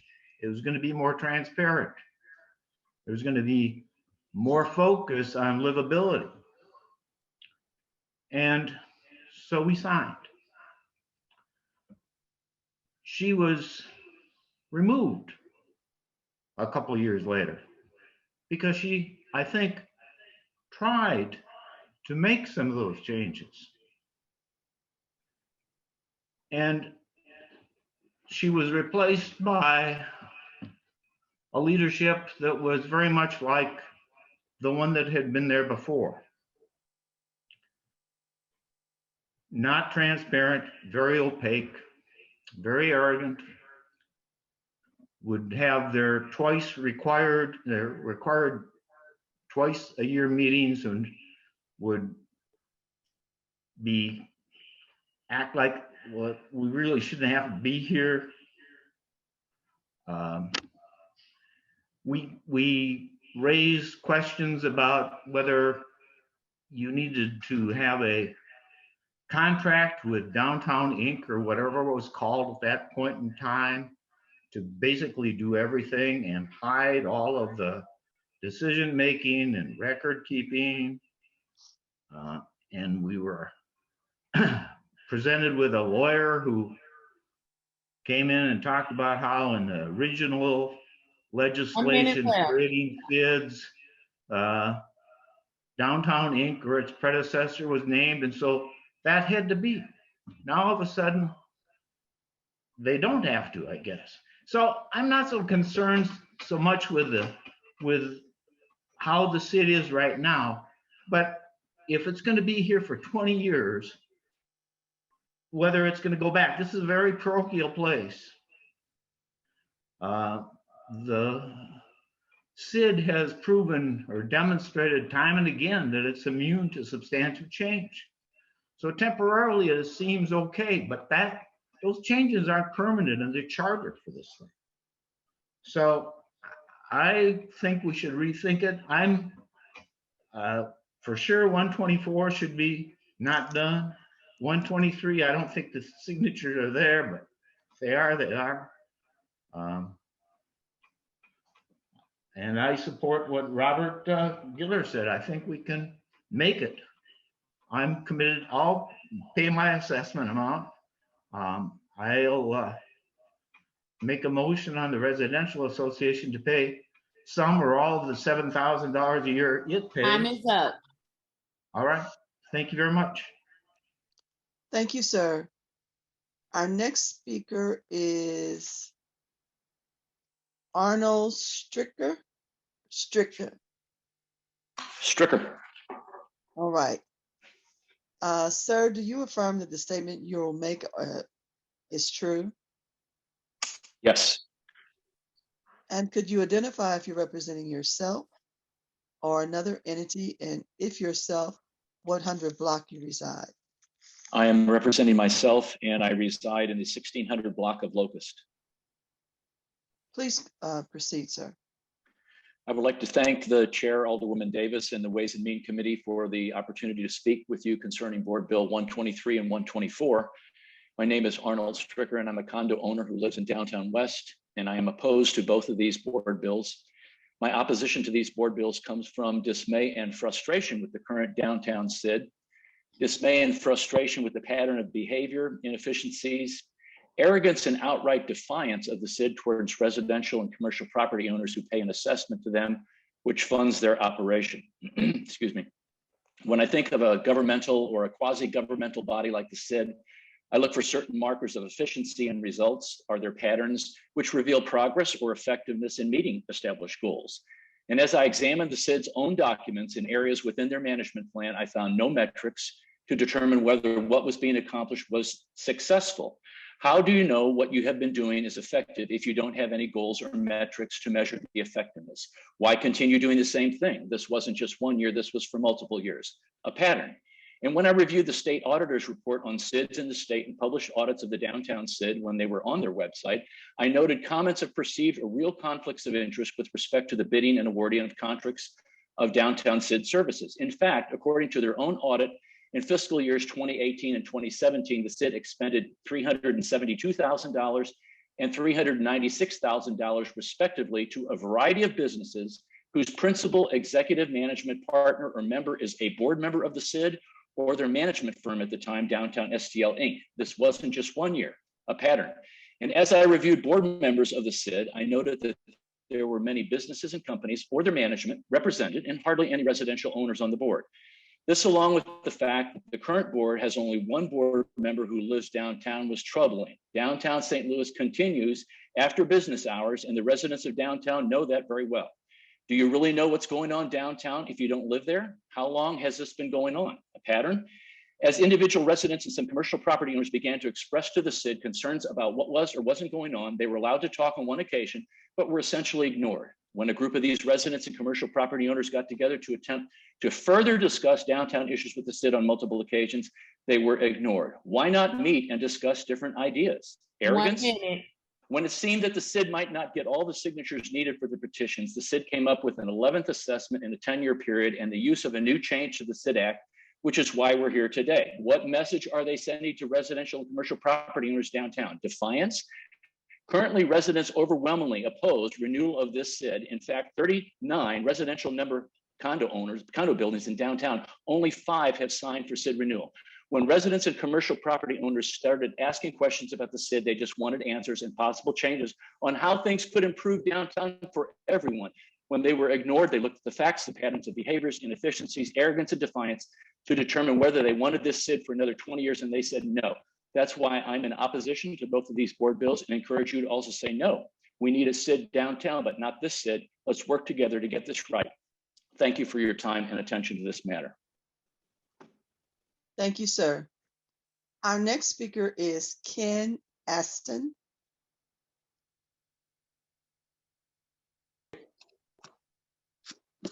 Hi, I'm Ken Aston. All right, sir. Do you affirm that your statement will be true? I affirm that my statement will be true.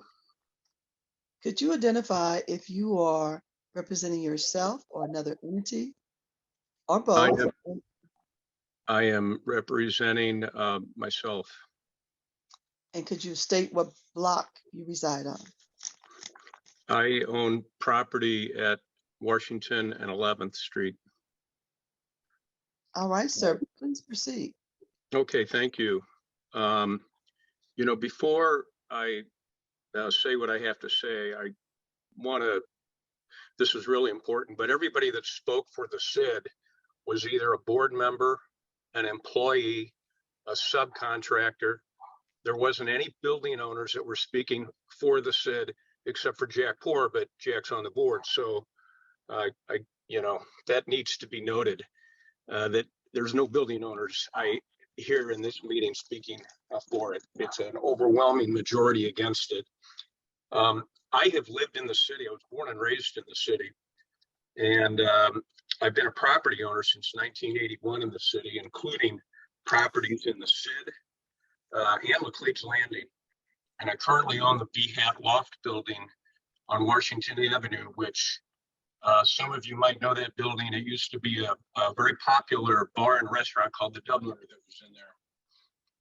And I also own properties within the boundaries of the SID before there was a SID. And what's really important to note is that before the SID and the properties I owned, it was a better situation then than it is now. So when the SID was formed, I have personally seen a steady decline in services and a huge increase in crime. A decline in rents. You know, Dubliner moved out. Most of the businesses on Washington Avenue went belly up. Dubliner went out of business. And like Bob Guller said, it's impossible to try to lease space down there unless you're going to give it away, which, believe it or not, after 5 years of no rent and having a vacant space, I had to give the space away, and I just rented it at about, I'm getting about 10 cents on the dollar versus what Dubliner was. But I figured, you know, something's better than nothing right now. You know, I'm a commercial real estate broker, and I work for a very large national real estate company. And the first hurdle I have to overcome, is the stigma of St. Louis and the crime in St. Louis. And with the current SID and all the negative things that people have said about it, which I don't know how anybody can deny it, we need change. I'm willing to continue to pay into a bucket of money equal to what I've been paying in for the SID, but this SID has to go away, and there has to be a new SID. And I don't see any other way around it.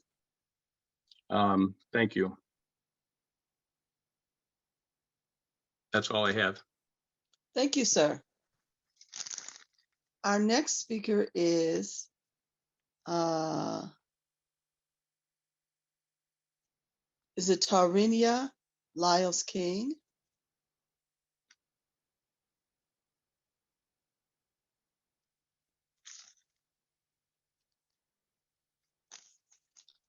Tarinia Lyles King.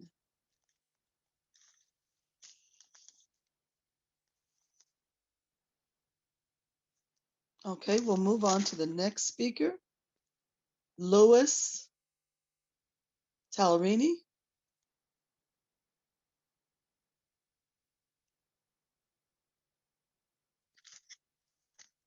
Louis Tallerini.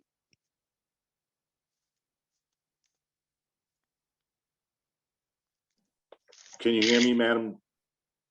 I can hear you. I can't see you, though. Well, if I could speak without, I'm not sure I know how to operate this, but there you go. I think you can see you. Okay, hello. Thank you, Madam Chairwoman. Sir, I'd like to ask you if you affirm that the statements you're going to provide are true. I do. And I'd like to ask you, are you representing yourself, another entity, both? And if yourself, what block you reside? I'm representing myself and Value St. Louis Properties, an asset manager that's been in business in St. Louis since 1991. Please proceed. I want to voice my support for everything that several speakers have already reiterated. There's no reason for me to go through these details, but I'll list the speakers: Amos Harris, Les Sturman, Robert Guller, Dan Pistor, Brad Waldrop, Zach Mcmichael, and Arnold Stricker, and Ken Aston, and Aaron Williams. There's really no reason for me to go into detail. I've witnessed all of these issues that we've seen. I oppose the bills 123 and 124 for all of the reasons that those previous speakers mentioned. So I'm not going to take any more of your time, and I want to thank all of the aldermen and you, Madam Chairwoman, for your patience. This is the third or fourth time I tried to log into this hearing, and I'm glad it's finally happening. So have a great day, and thank you very much. Thank you, sir. Our next speaker is Michael Polizia.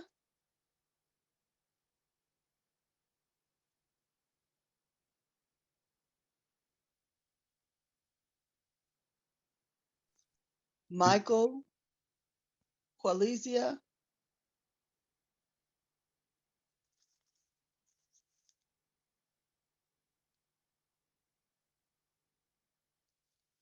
Okay, we'll move on to the next speaker, Mike Devereaux.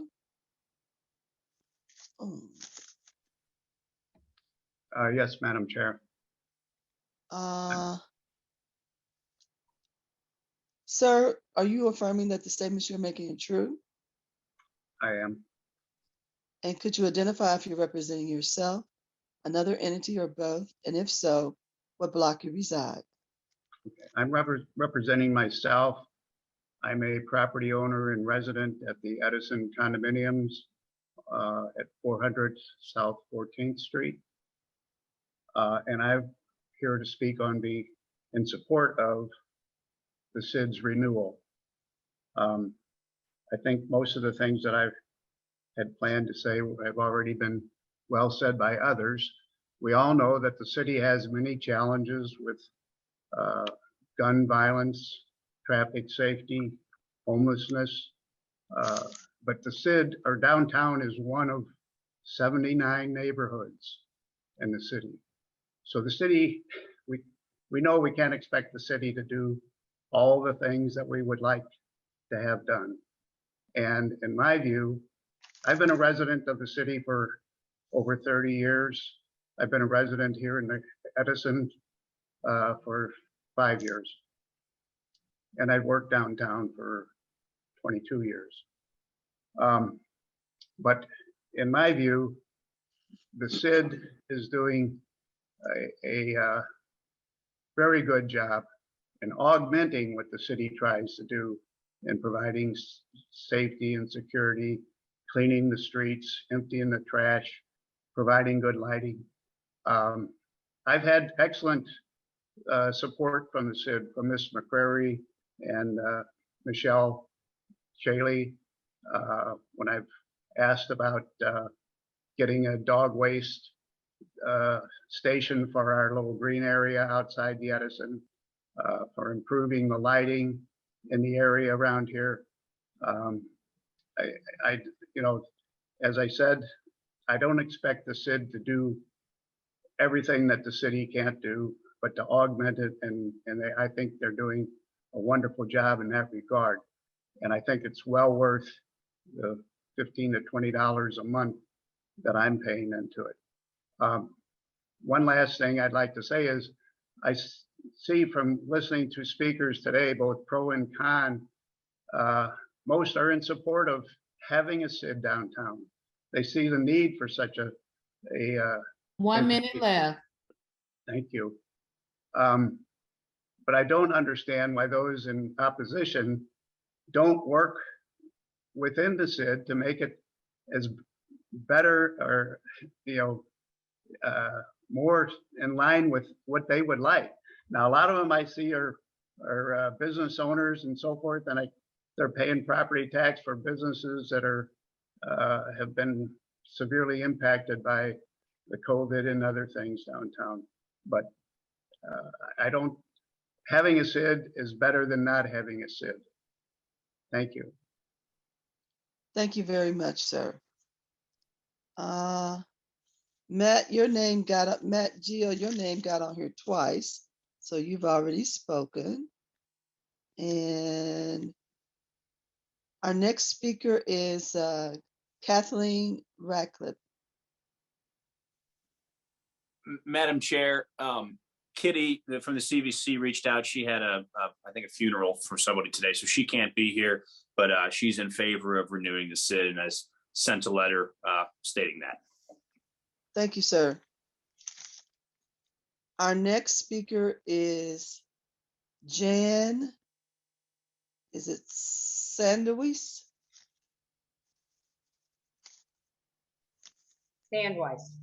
Sandweiss, okay. It's simpler than I thought. Okay, thank you. Easy. Do you affirm that the statements you provide will be true? Yes, I do. And could you identify if you're representing yourself, another entity, or both? And if so, what block you reside? I am representing myself as a property owner, building owner who is in favor of the SID. And our building is on Laclede Landing. I own the Raider Place on First Street, which most people know as the old spaghetti factory building. All right, please proceed. Okay. As I said, I am a building owner and I am in favor of the SID.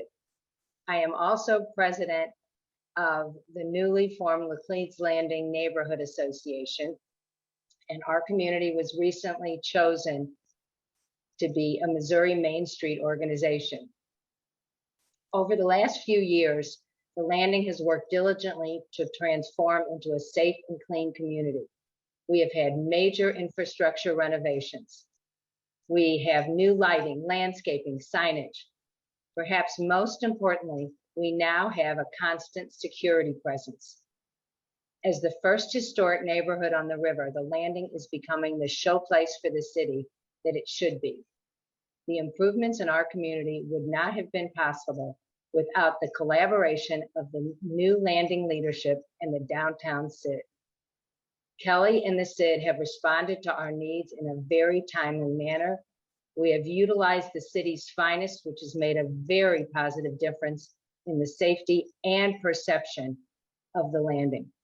Our safety concerns are no longer a major issue, thanks to Kelly and the downtown SID.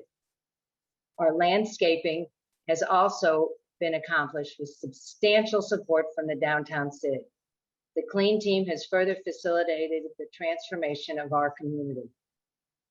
In short, without the downtown SID, we would not have been able to make the improvements that we have accomplished.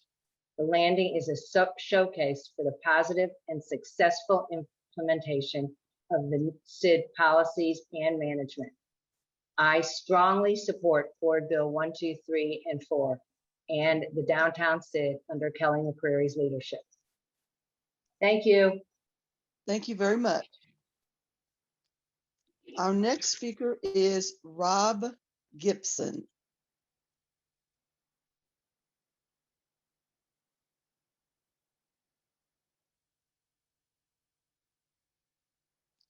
Rob Gibson.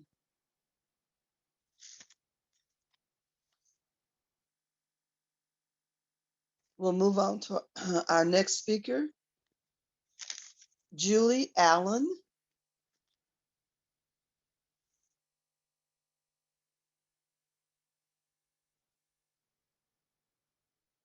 Julie Allen.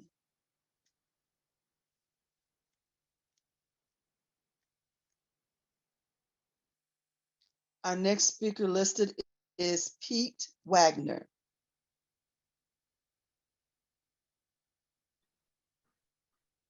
Good afternoon, Madam Chair.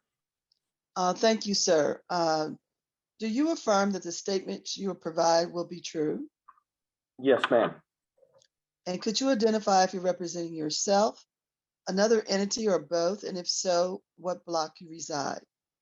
I'm representing myself and a veteran-owned small business I owned at Wagner Consulting, and I'm at the 1600 block of Locust Street. All right, sir, please proceed. Okay, thank you, ma'am. Earlier, I submitted written questions to this committee pertaining to Board Bills 123 and 124, which involve, of course, the proposed extension of the legacy CID. And I hope you can resolve, the issues that underlie those questions before you act further. But in the alternative, I ask that the committee consider replacing the failed CID with a new CID that reforms the longstanding problems of governance and decision-making, transparency and accountability, lack of a dedicated and consistent focus on quality of life issues that affect us living and working downtown. A new CID could provide the best opportunity for those of us closest to the challenges within the district to meet those challenges. I also understand that if we're able to move beyond the CID as beyond the mandates of that's going to be imposed upon us by Board Bills 123 and 124, we could have a gap year in the transition. And so I wanted you guys to know that my firm will contribute to a successor CID in order to keep services like the bike patrol and the clean team sustained throughout the gap year. I know the clean team guys are out there in all weather, out there picking things up, and I see them. I walk a lot downtown in doing business and in personal life. So, and that concludes my comments, and thank you all for listening. Thank you, sir. Our next speaker is Nicholas Garcia.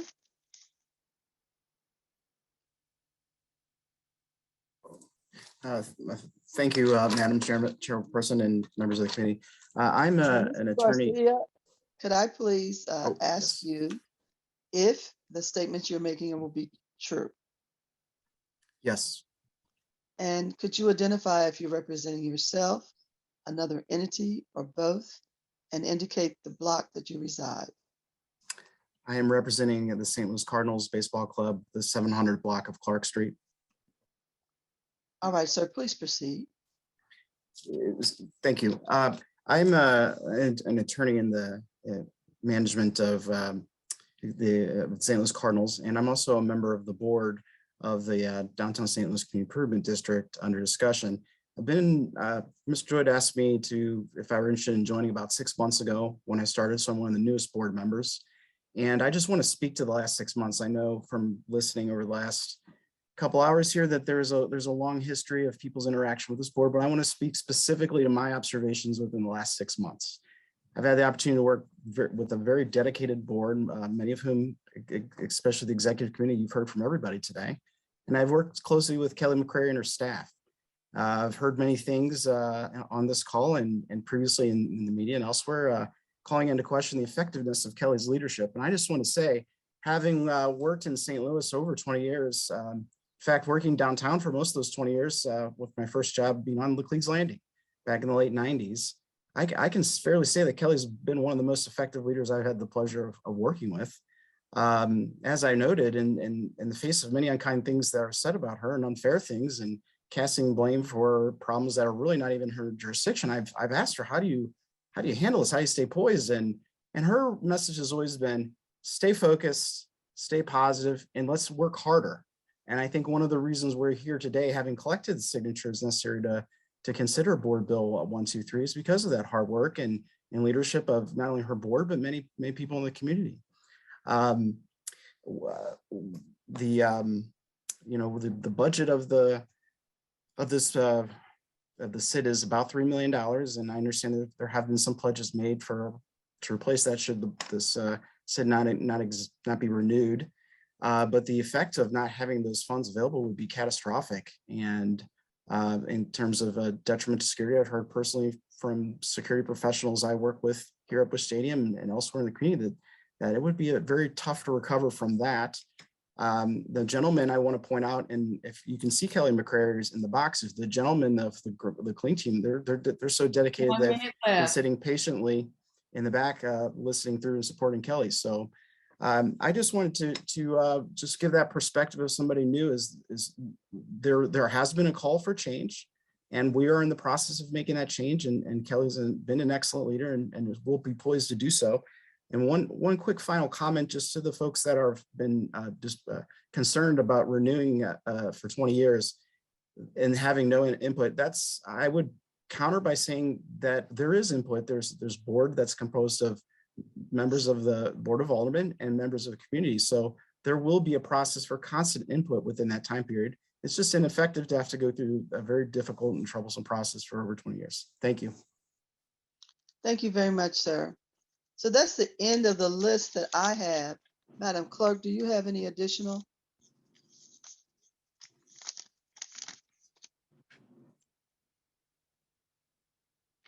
No, ma'am, unless you wanted to go back over the ones that did not respond. Oh, I have them outlined here. I think what we should do probably is make it simple for ourselves.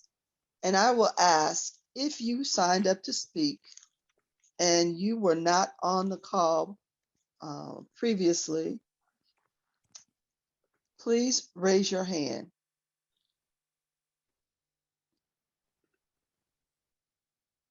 and use the raise your hand indicator on your Zoom so that we can capture you.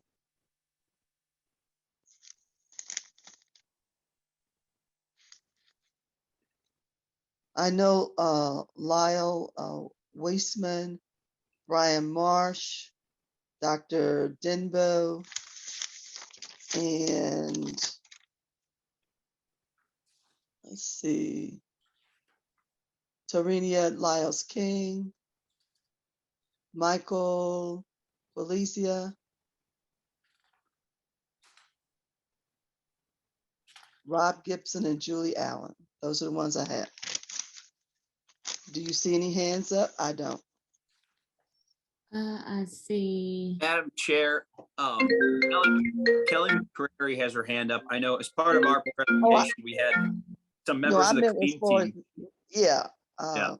Yeah, I was talking about people that when I called their name, they did not answer. Gotcha. Sorry. Okay.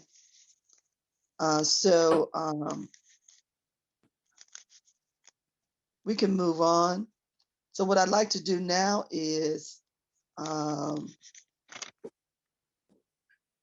sponsor, I wanted to give you a couple of minutes before I go to the committee.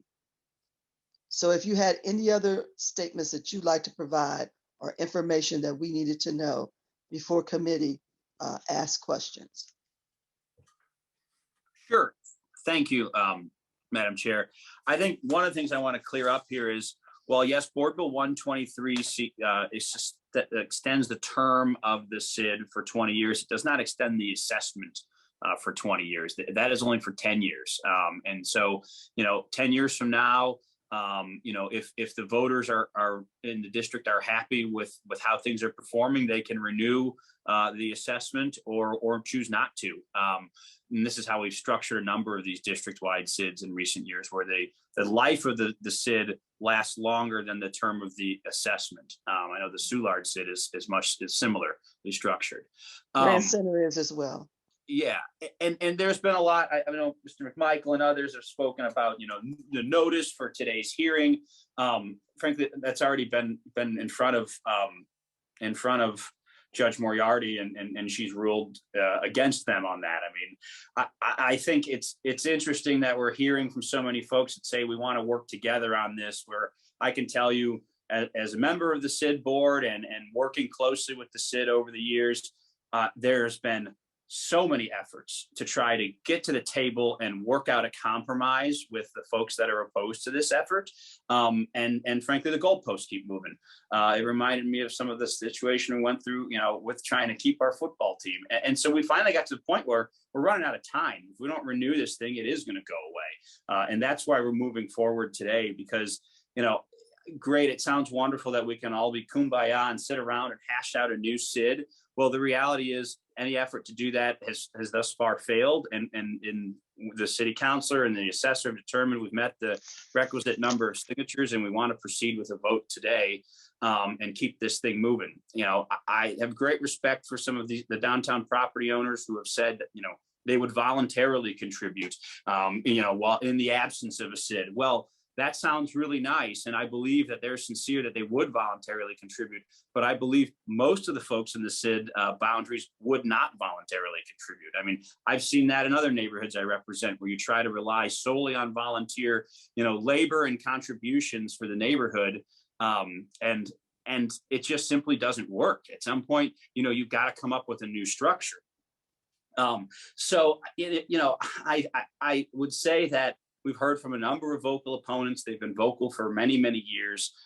You've also heard from a number of major leaders downtown who are in favor of the SID's renewal. Stiefel Bank, who employs thousands of people downtown and owns property, the St. Louis Cardinals, St. Louis Parking, LHM, the Laughlin's are in favor of this renewal. Many of our downtown leaders, Spire Energy, a major downtown employer, many of our downtown leaders are very much in favor of this renewal. And so I look forward to answering questions. I know if you've got technical questions, David Richardson and his team are here and available, and I'll do my best as well. And I've asked several of the board members who are part of my presentation and Major Creasman to hang out to answer members of the Ways and Means Committee's question. And lastly, Madam Chair, I just wanted to point out that Kelly has standing with her and behind her a number of members of the SID Clean team who everyone who spoke today, we see these folks out, outside in the elements, helping downtown, keeping downtown clean and safe on a daily basis. And I want to thank them for their efforts. And if we could just give them, a second to wave and be acknowledged, I'd be very appreciative. Kelly has her screen available. Let's move. Kelly, make that happen. Thanks, guys. I see you waving. Thank you very much for being here. All right. So now let's move on to the committee. Alderman Boyd. Yes, thank you, Madam Chair. This has been a very interesting hearing. I'm still trying to get unconfused. Let me ask the question about notice of signatures, because I haven't found anything in the board bill. I'm guessing that's in the state statute. But does notification of property owners after signature certification, when is that supposed to happen exactly? Jack, do you want to have your attorney answer that? Alderman, I'm going to let David Richardson from Hush Blackwell, who represents the SID, answer that. Okay. Sure. So this is David Richardson with Hush Blackwell. I'm attorney for the downtown St. Louis Community Improvement District. So the SID Act provides that there needs to be a notice that is provided both in the newspaper, and then there needs to be a certified letter that goes out to every property owner. The list of property owners is derived from the list from the city assessor and collector revenues office. The newspaper notice goes into the newspaper in the 2 weeks prior to the week of the public hearing in a paper of general circulation. We did go an extra step. We published it 3 times rather than 2 times. We also went an extra step. We did certified letters to all the property owners. We also did regular mail, having some experience with the Soulard SID with the mail getting delayed. We did do registered mail or regular mail as well, so that people got notice of the hearing. And as Alderman Coatar alluded to, there have been there's 3 lawsuits actually that have been filed by the opposition here.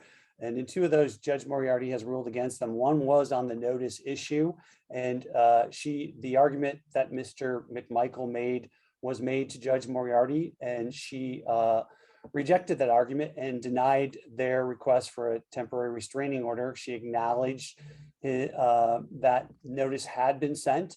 And again, she ruled that after careful review of the record before the court and upon hearing the arguments of counsel, the court finds that Stricker, who is the plaintiff, has not demonstrated a threat of irreparable harm that he will face absent an injunction. So she denied a temporary restraining order.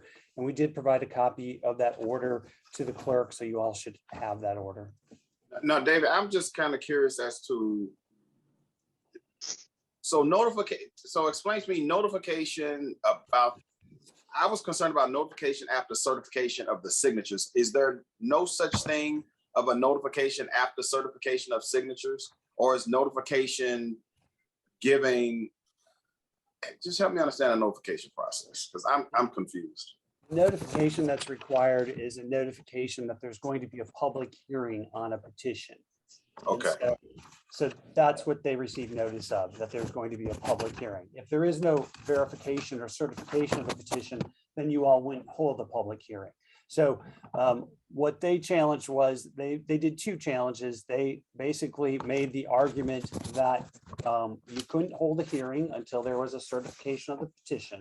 And they also argued that you could not send notice out until there was a verification of the petition. As I said, the judge ruled against them on both of those arguments at the temporary restraining order level. So I'm not a lawyer, David, but I find it kind of interesting that why would we be introducing a board bill if we don't have a certified petition for CID? Why would we do that? Isn't that putting the cart before the horse? You could look at it that way, but again, legally speaking, the SID Act doesn't prohibit that action. And actually that happens, I would say, with, it's happened, you know, half a dozen or more times, I'd say, with SIDs and other special districts like that in the city of St. Louis. Okay. The issue here is that this SID has the existing, the SID that we're amending here has an expiration date of December 31st, 2021. And so we need to get this bill passed and before the end of the year. And so the opposition here has done everything they can to try to delay that process through filing lawsuits and other baseless challenges to the petition, such that they're wanting to run out the clock here. So, but legally speaking, there is nothing in the SID Act. The SID Act says that the notice needs to go out at least 15 days before the public hearing. There's nothing that says the Board of Aldermen can't set a public hearing until after there's a verification of the petition. And again, Judge Moriarty heard their argument on that and denied it. Yeah, and just to be fair, I just think about petitions and how you have to get a petition to get a liquor license and what that process looks like. And I'm very logical. I'm not a lawyer, but I'm logical and practical. To me, it doesn't make sense that we would be introducing a board bill and we don't have a signed petition, because what happens is you give notification and then you don't have the signatures, and then do you get a new 15-day clock if you don't have the signatures? Well, you wouldn't hold a hearing then. And just to be clear, or you just keep extending the time. I'm just trying to understand the process. So to be clear, there was a petition on file when the notices went out. It had not been verified yet by the city registrar's office, is the only issue here, or their complaint, is that they think that there shouldn't have been a notice of a hearing given until there was a verification of the petition meeting the signature requirements. And as I said, the statute doesn't require that. The statute requires that before you hold a hearing, that there be a verification of that petition, not that you can't do your notices before then. And in fact, what the statute says is it makes it clear that it requires that the city act no later than 45 days after the filing of a petition. So again, it's to make sure that the city doesn't sit on a petition forever, as opposed to proceed in all earnest on a petition. Right. So if a person turned in a petition that required 50 signatures, but they turned in on January the 1st, 30 signatures, the city has until roughly the 15th of February to do something. In the meantime, they have between the 1st of January and the 15th of February to get the additional 20 signatures. Am I on the right track? No, you don't get to get additional signatures. So once you turn in your petition, it's done. So it's we turned in our petition on October 20th. You don't get to add additional signatures to it. Okay. You're done. The city takes the process, goes through the process to verify that. The only thing that occurs after turning in the petition on October 20th, the statute allows for the withdrawal of signatures within a 7-day period thereafter. And the opposition did work feverishly to try to get people to withdraw signatures. Yeah, if I could weigh in real quick, there's no cure period, Alderman Boyd, and the reason we postponed this multiple times is, it took the assessor and the city councilors, longer than I think any of us anticipated to review and certify the signatures submitted. And frankly, they asked for the additional time just because this is of great importance and under a lot of review and scrutiny. So everyone wanted to make sure we got it right. Okay. And so when it comes to signatures, who's authorized to sign the petition? So, the petition needs to be signed by greater than 50% per capita of the properties within the boundaries. So that means if there are 50 different property owners, you would need to have 26 of those different property owners sign. And then it needs to be signed by greater than 50% of the assessed valuation in the district. And so, that's the requirement for signatures. If that's is that your question? Well, so for property owner, because I know the only thing I know about petitions, I look for the day I can do a SID bill, seriously, and a TIF bill. This is all a learning process for me. So I just know, having done a petition as an alderman for a liquor license, how challenging it can be to get signatures and how you can't sign for your mother. You know, No, and Chairman, these have to sign. be, sorry, Mr. Alderman Boyd, these have to be notarized as well. So they have to be notarized by the property owner or somebody representing the property owner. I mean, is it either or? Well, many of the properties, especially when we're talking about downtown, are held by, you know, limited liability companies. So they have to be signed by either the property owner, if it's owned by an actual individual, or if it's owned by a corporate entity, by someone authorized to sign on behalf. Okay, got it. Okay. Wow. Well, I tell you which is what complicated this process, especially relating to downtown in a pandemic, trying to track down out of town building owners. You know, when you're sending a mail to an office they're not in, certainly slowed things down. Sorry, I didn't mean to cut you off. No, that's okay. And I'm moving because I got construction going on, all kind of stuff. So I'm multitasking. Okay. I'm because I don't live downtown and I don't want to, get in the middle of, some maybe politics that I don't really know. I do know we have a colleague that lives downtown and has been on whatever these boards they call them. So Alderman Page, everybody knows Alderman Page. And so I just kind of have to help follow his lead and advice as well. Not that I don't trust anybody else, but what I know of downtown, the SID seem to be working. But I know after 20 years, people can find themselves not in harmony with the current structure of the SID or the organization. And sometimes change is necessary. And I'm only speaking about Board Bill 123. I want to probably ask more questions about 124. I don't like to mix bills. I like to kind of stay focused because then I'll start confusing or hearing confusion about what somebody said with one bill versus another bill. So I think Dave kind of cleared up and you've cleared up, Alderman Coatar, some of the questions and concerns that I had. So we'll move on. Thank you.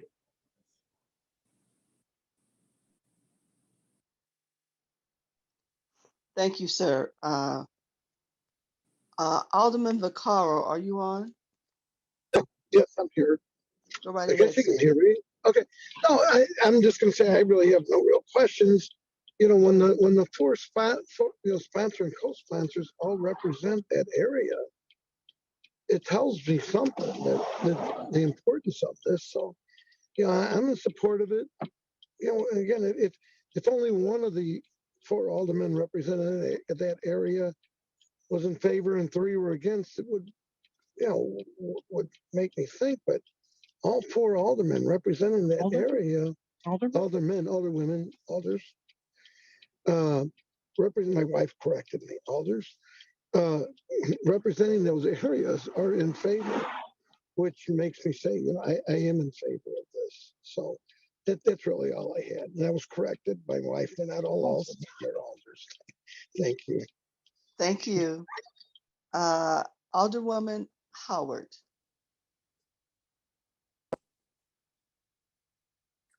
Good afternoon. I guess the only, and I was listening, but I got distracted. You started this a while back, Alderman Coatar, is that correct? I mean, collecting these signatures and so forth. Yeah, I'll defer to David to tell us the exact date we actually started the signature collection process. It's been going on for, I want to say, close to a year, maybe more. Yeah, July 2020, but again, it took longer because of other COVID and difficult to get notaries and live people. signatures. Yep. Okay, I guess that my question is, people are saying, as you mentioned, and they attested to, that they would be willing to support this without any, a SID. But I know in our little SID here on Gravois, that's easily said that people are going to do this or going to do that. And, if you don't pay somebody and you don't have the resources to do it, it doesn't get done on a regular basis. So, has there been any negotiation about the parameters of the SID? Or is that negotiable of the function of a SID?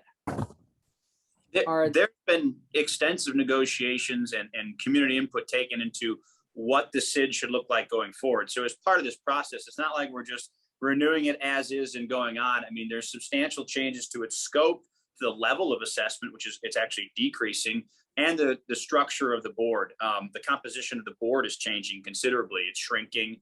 And I don't have those numbers right in front of me, but I believe it's broken up into different sort of classes of downtown residents, asset classes, big property owners, smaller property owners, residents.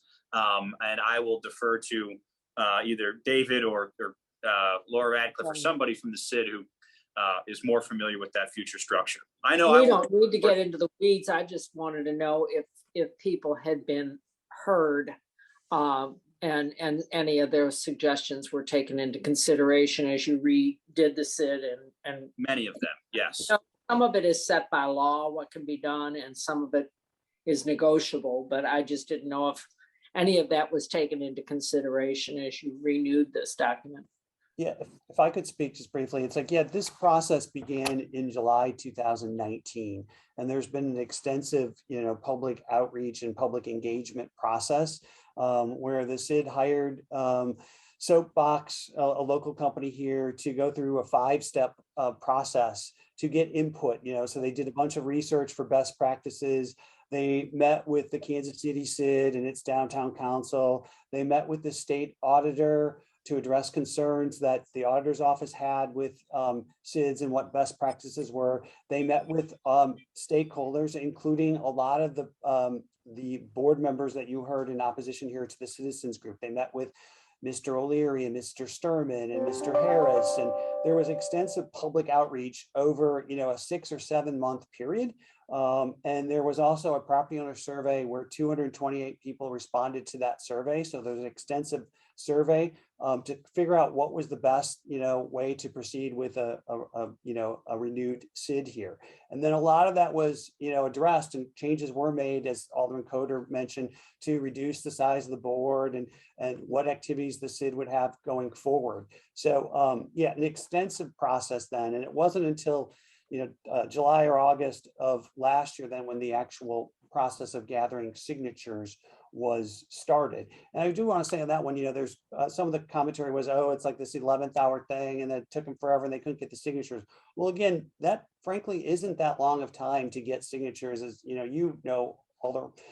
Alderperson Howard, to get your SID going. And Alderman Coatar referenced the Soulard SID, which was is probably the closest in size to the downtown SID, and that was a 3-year process. A 3-year process to come up with and get the signatures on that one, as opposed to this was let's say a 14 or 15 month process. So the length of time it took to get this is not out of the ordinary.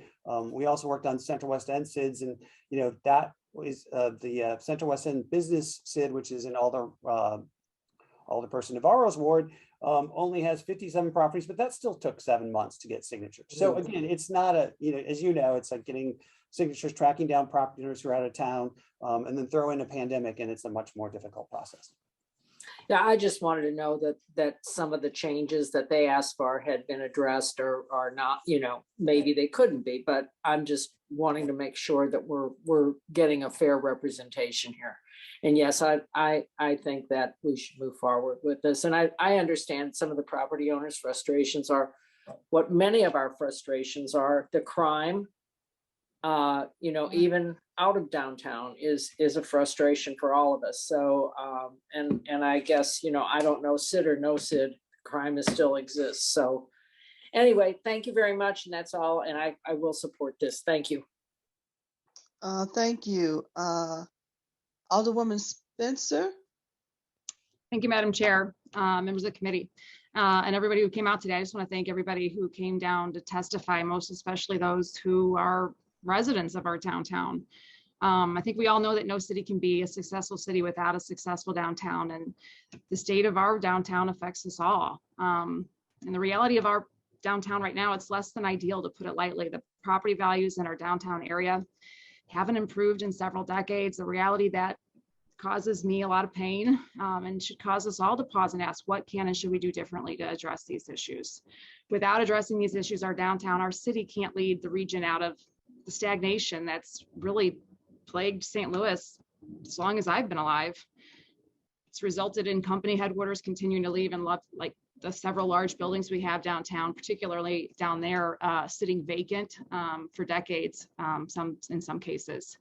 If it ain't broke, don't fix it. But what if what we're doing just isn't working? I'm really encouraged by the acknowledgement that things aren't working well. The new leadership in the downtown CID, Kelly McCrary, we haven't met, but you seem like a breath of fresh air and a real acknowledgement of a change of course that I think is really helpful. One that is clearly, you have a lot of respect, and it looks like you're working in a new positive way. And I'm really encouraged by that. That being said, I'm also really discouraged by the significant opposition testimony and the vast number of contested signatures we've seen and some of the communication that's come our way. But of course, the Board of Aldermen is not here. We're not equipped to vet these signatures or to really figure that out. Community improvement districts should be led by and imposed by the community that they serve, a process that's validated not by us, but by a process that necessarily exists outside of the political process for good reason. But these issues, CIDs, community improvement districts, do come before this body for a reason, part of which is to hold public testimony, to hear public input. And we've had a very, very robust discussion today. I want to thank everybody for coming down, for sticking around, because your input, your testimony, and what we've said here, it's clear to me that the committee members are listening, and this will make a difference in the outcome of the issue. So I just wanted to say that I really appreciate everybody coming down today. That's all I have, Madam Chair. Thank you. Thank you. Alderwoman Boyd. I have no questions or comments. Everybody previous to me made those. Thank you. Thank you. Alderman Muhammad.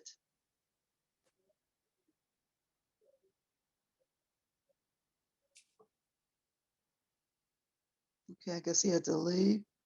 Alderman Oldenburg. Thank you, Madam Chair. I don't have any questions. A lot of my questions were asked, and I appreciate that. All right, thank you, sir. Alderwoman Navarro. And thank you to everyone who has testified today and stuck with this process. I do have a couple of questions. One regarding the ruling on the TRO about the notice. So I guess maybe this is a question, it's either for the sponsor or for Mr. Richardson. When I looked that over, and maybe there's something I'm missing here, that was a ruling on the TRO saying that there wasn't any irreparable harm. But I didn't see a ruling on the merits about notice, or even any discussion on the likelihood of success on these claims. It just, there are 4 factors to whether you get a TRO, and the first one was irreparable harm. There wasn't any of that, and so the judge, made her order on that. Is there some other order that you can point to that rules on the merits of the notice claims? No, she ultimately goes on the irreparable. Judge Moriarty ruled on the irreparable harm, but if you look at the order, she does recognize that they did make that argument both on the ability to have a hearing before verification of the petition, as well as the notice aspect of it as well. Okay, thank you. That's what I thought. I read it, and yes, she laid out that those were their arguments and determined that there wasn't irreparable harm. But I guess I'm still curious. So that was just the TRO. So there will still at some point be a final hearing on the merits of the case, correct? Yes, if they continue with it, yes. Yes. Okay. Okay.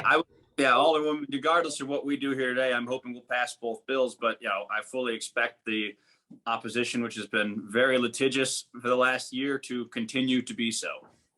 Okay, thank you. I just wanted to clarify that matter because it made it was seeming like all of the issues about notice had been ruled on and wrapped up, and that's not really the case. What was ruled on was that those issues do not constitute irreparable harm. So thank you. I just want to clarify that. Again, did not intend to mislead you, and I would note that the plaintiff in that case actually did testify here. So the whole point of notice is that you had notice and an ability to testify. So yeah, no, I understand. Thank you. I do have a question then also about Board Bill 124. We haven't talked too much about that, but the question was raised, and I have the same question. If the signatures have been verified, what is the purpose of Board Bill 124 other than to, I guess, grant more power to the board to circumvent the will of the voters, which is kind of how I read that. So the reason we're asking for votes on both is, yes, 123 extends the life of the SID for 20 years and the assessment for 10.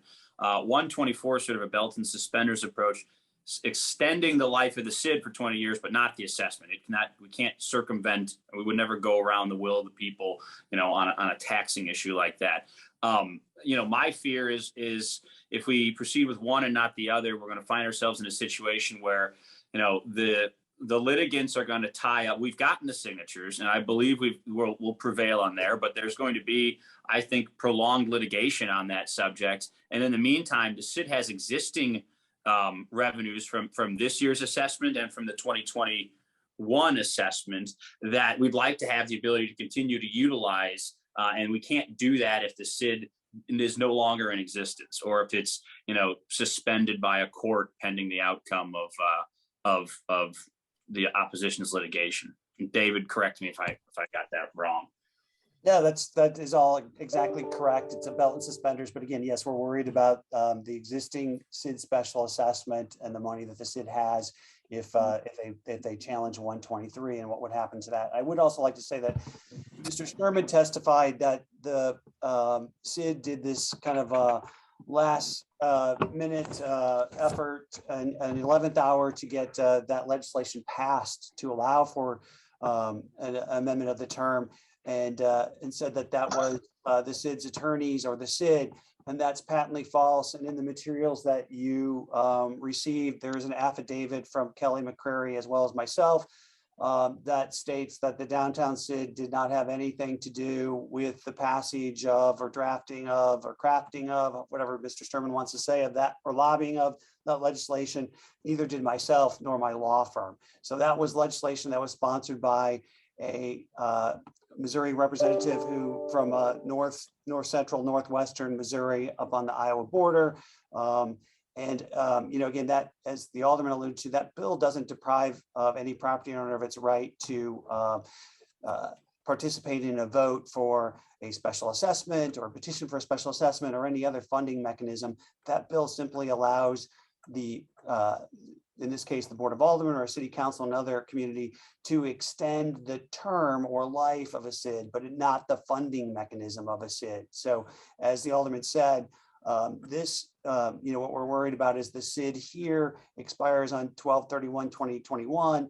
That Board Bill 124, in the event that they try to tie up 123, that we'd still have that, so that the SID would continue to live, so that it could spend the money, the assessment from 2021, and the other money that's in its coffers.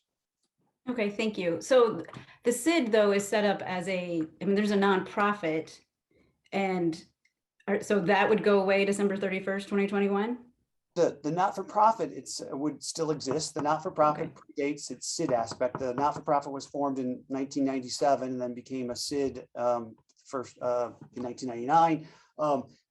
The not-for-profit aspect would, but not the SID part. So if the SID dies on 12/31/2021, then what the SID aspect of it dies. What the statute provides is that then the Board of Aldermen would need to pass an ordinance to decide how to distribute the money that the SID has collected, either back to the SID as a not-for-profit or a different organization that would benefit the property owners. And so again, we don't want to have to go through that process either. We don't want to have a lawsuit out there challenging Board Bill 123 and have to come back here in January and have another piece of legislation passed to allow the SID as a not-for-profit to spend the money, the assessments from 2021 and other money in the bank.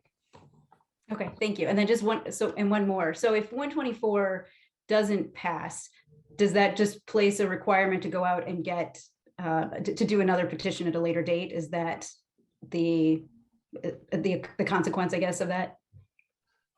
If 124 doesn't pass and 123 does, again, I didn't really, and 123 isn't challenged, I don't have any issues, right? If 123 gets tied up in litigation, I just assume that, all right, they'll make some arguments of tying it up and trying to prevent the SID from spending the money on safety and clean and all that kind of stuff next year is the concern. But if you just had 124 by itself and not 123, 124 again would just extend the life of the SID, but it would not provide any funding mechanism. So yes, you're right, you'd have to go out and get a signature on a SID special assessment next year.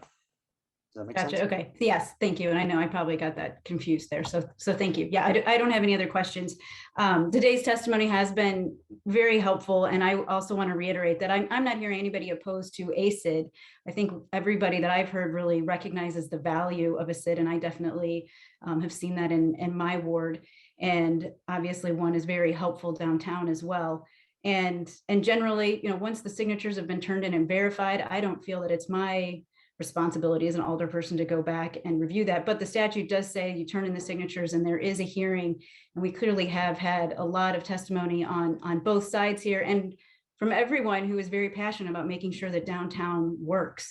And I don't see this as a reflection on the current leadership.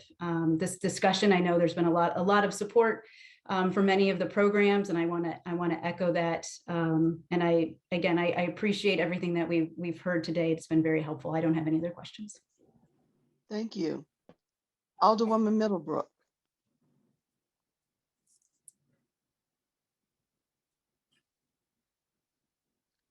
Alderwoman Evans.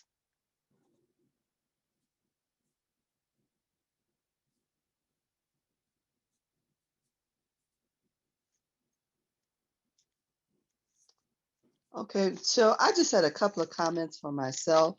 Almost everything that I had put a note on has been answered. The only thing that I wanted to share as a participant on the board and being a part of the downtown concerns for a number of years now, residents are very vocal, and I appreciate it. As most of them know, I will share with them, hold us accountable. They do. The SID itself has gone through many changes. We've all had the concerns.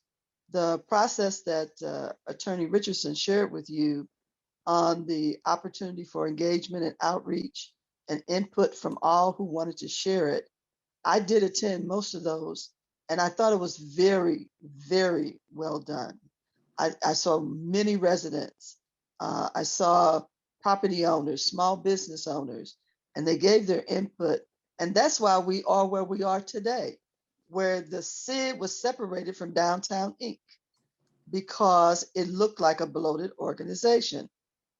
The budget is smaller, the budget is going to get smaller and provide more services. And they also have a planning document that there was a lot of input from many people on how to move forward. There's no reason why we can't go back and review it if necessary and see if we wanted to add something.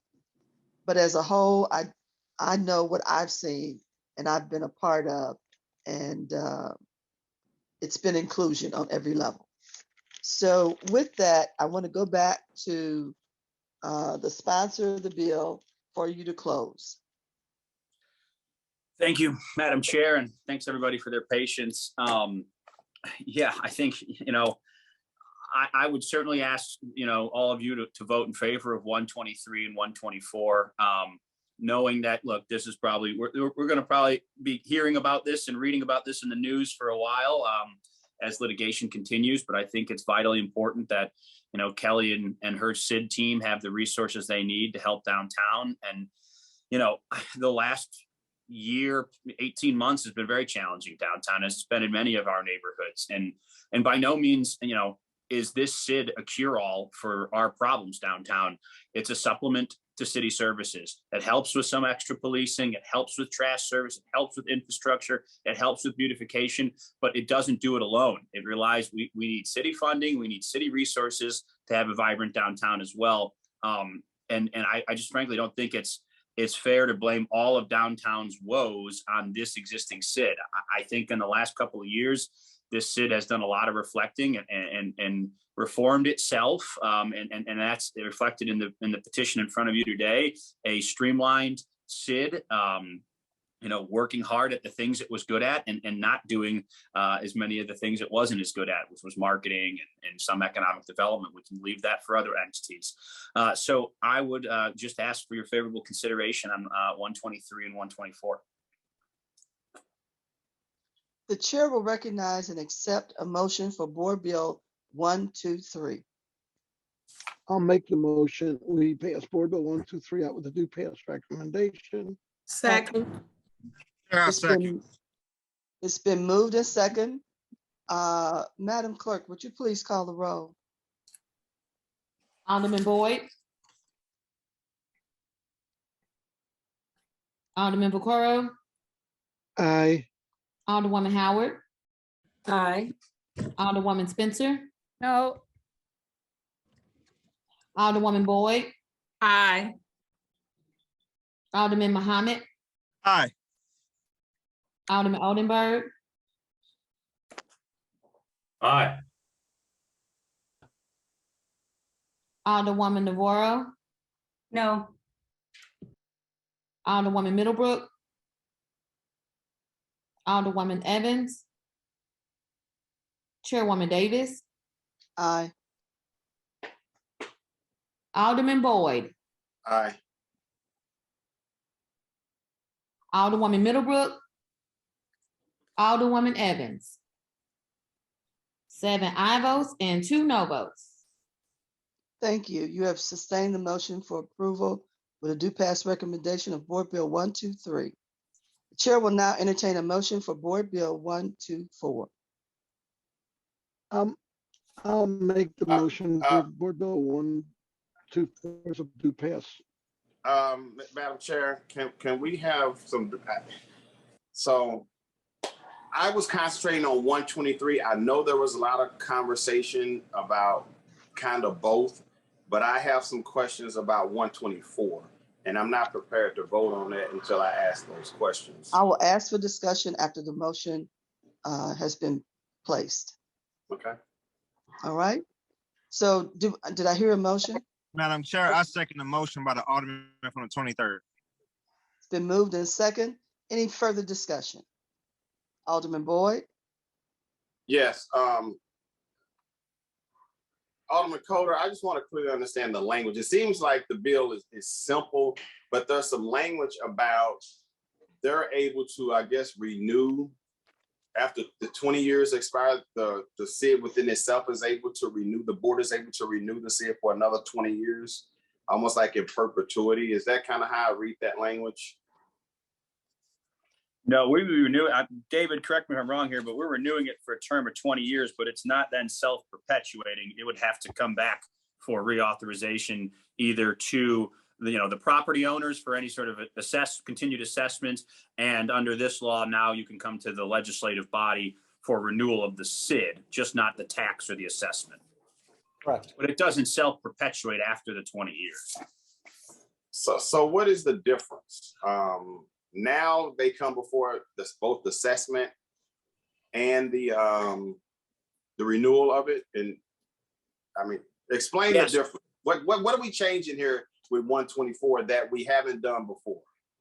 Well, it's just the law is new. I mean, so basically we went through a whole signature gathering process for basically 2 signatures from every property. One for the renewal of the assessment and one for the renewal of the SID. So it was basically 2 petitions. And really, after we had already started that process, this law came into existence that allows the renewal of the SID, not the renewal of the assessment, just the renewal of the SID through the act of a legislative body. But isn't that what we're doing now? We're renewing the SID as a legislative body. Yes, correct. So what is the real change? I'm confused. The state statute, what is the change in the state statute? Previously, you just couldn't do that before. You couldn't, the legislative body without a petition couldn't renew the life of a city. Okay, gotcha. So why wouldn't we want to go back and get a petition in order to renew the SID? Well, why would we not want to do that? We did that. We have that in 123. Exactly. But if we pass 124, we never have to do 123 again, right? No, you'll still have to come back for any future assessment. The voters in the district, the residents and the property owners in the district still have to come back for any sort of extension of the tax beyond 10 years. And how do they do that? Through the same process we just went through a petition process. But you just said they don't have to do a petition process. They do for the tax. They don't for the actual body, the SID, to continue to exist. Okay. So, right. So, okay, I got you. Now I'm clear. So the board would have the authority to continue the SID without going back to the property owners. Is that right? Continue the life of the SID. They couldn't levy any future. Okay, right. The life. Yeah. But what if the majority of the property owners don't want to continue the SID? After 10 years, and they'll stop. They won't fund it. So Alderman, I was just going to say the life of the SID would continue, Alderman, but it would have no funding mechanism. It would have no purpose without funding, right? So what the law did is it just said that a municipality may adopt an ordinance to extend the term of the existence of a district after holding a public hearing on the proposed extension. And the municipality can do that now without having a petition. But as Alderman Coatar said, in Board Bill 123, we have a petition where we got the greater than 50% assessed valuation per capita to extend our life as well as for 20 years and to extend our funding mechanism, which in this case is a special assessment. Other SIDs are taxes, others are sales taxes. So that's 123.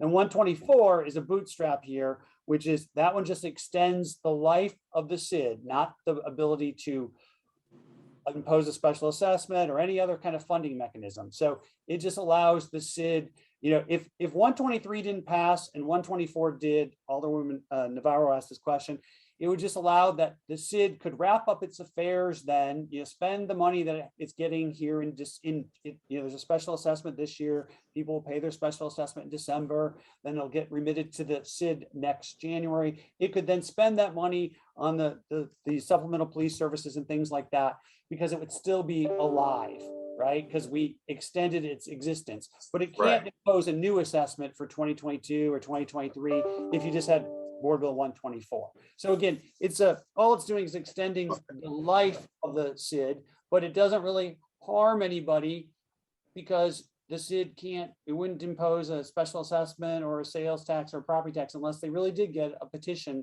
that allowed for that. Which in this case we did, which is Board Bill 123. And again, the only reason we're asking for Board Bill 124 is because of the litigation and the numerous grenades that have been lobbed at this process, that in an abundance of caution, and frankly, because Mr. Sturman is the one who raised this bill this legislation in the first place, that we are, pursuing Board Bill 124. But all this stuff that's been going on for the past 2 years is part of public discourse, right? It's everybody being involved in the process. And so why do we need a end round?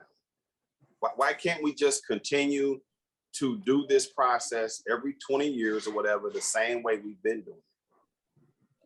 And that's what we are. We're going to continue. I mean, so 20 years from now, I hope, no offense, I hope I'm not still here, but 20 years or 19 years from now, if things are going well, I suspect there will be some effort to renew the SID again.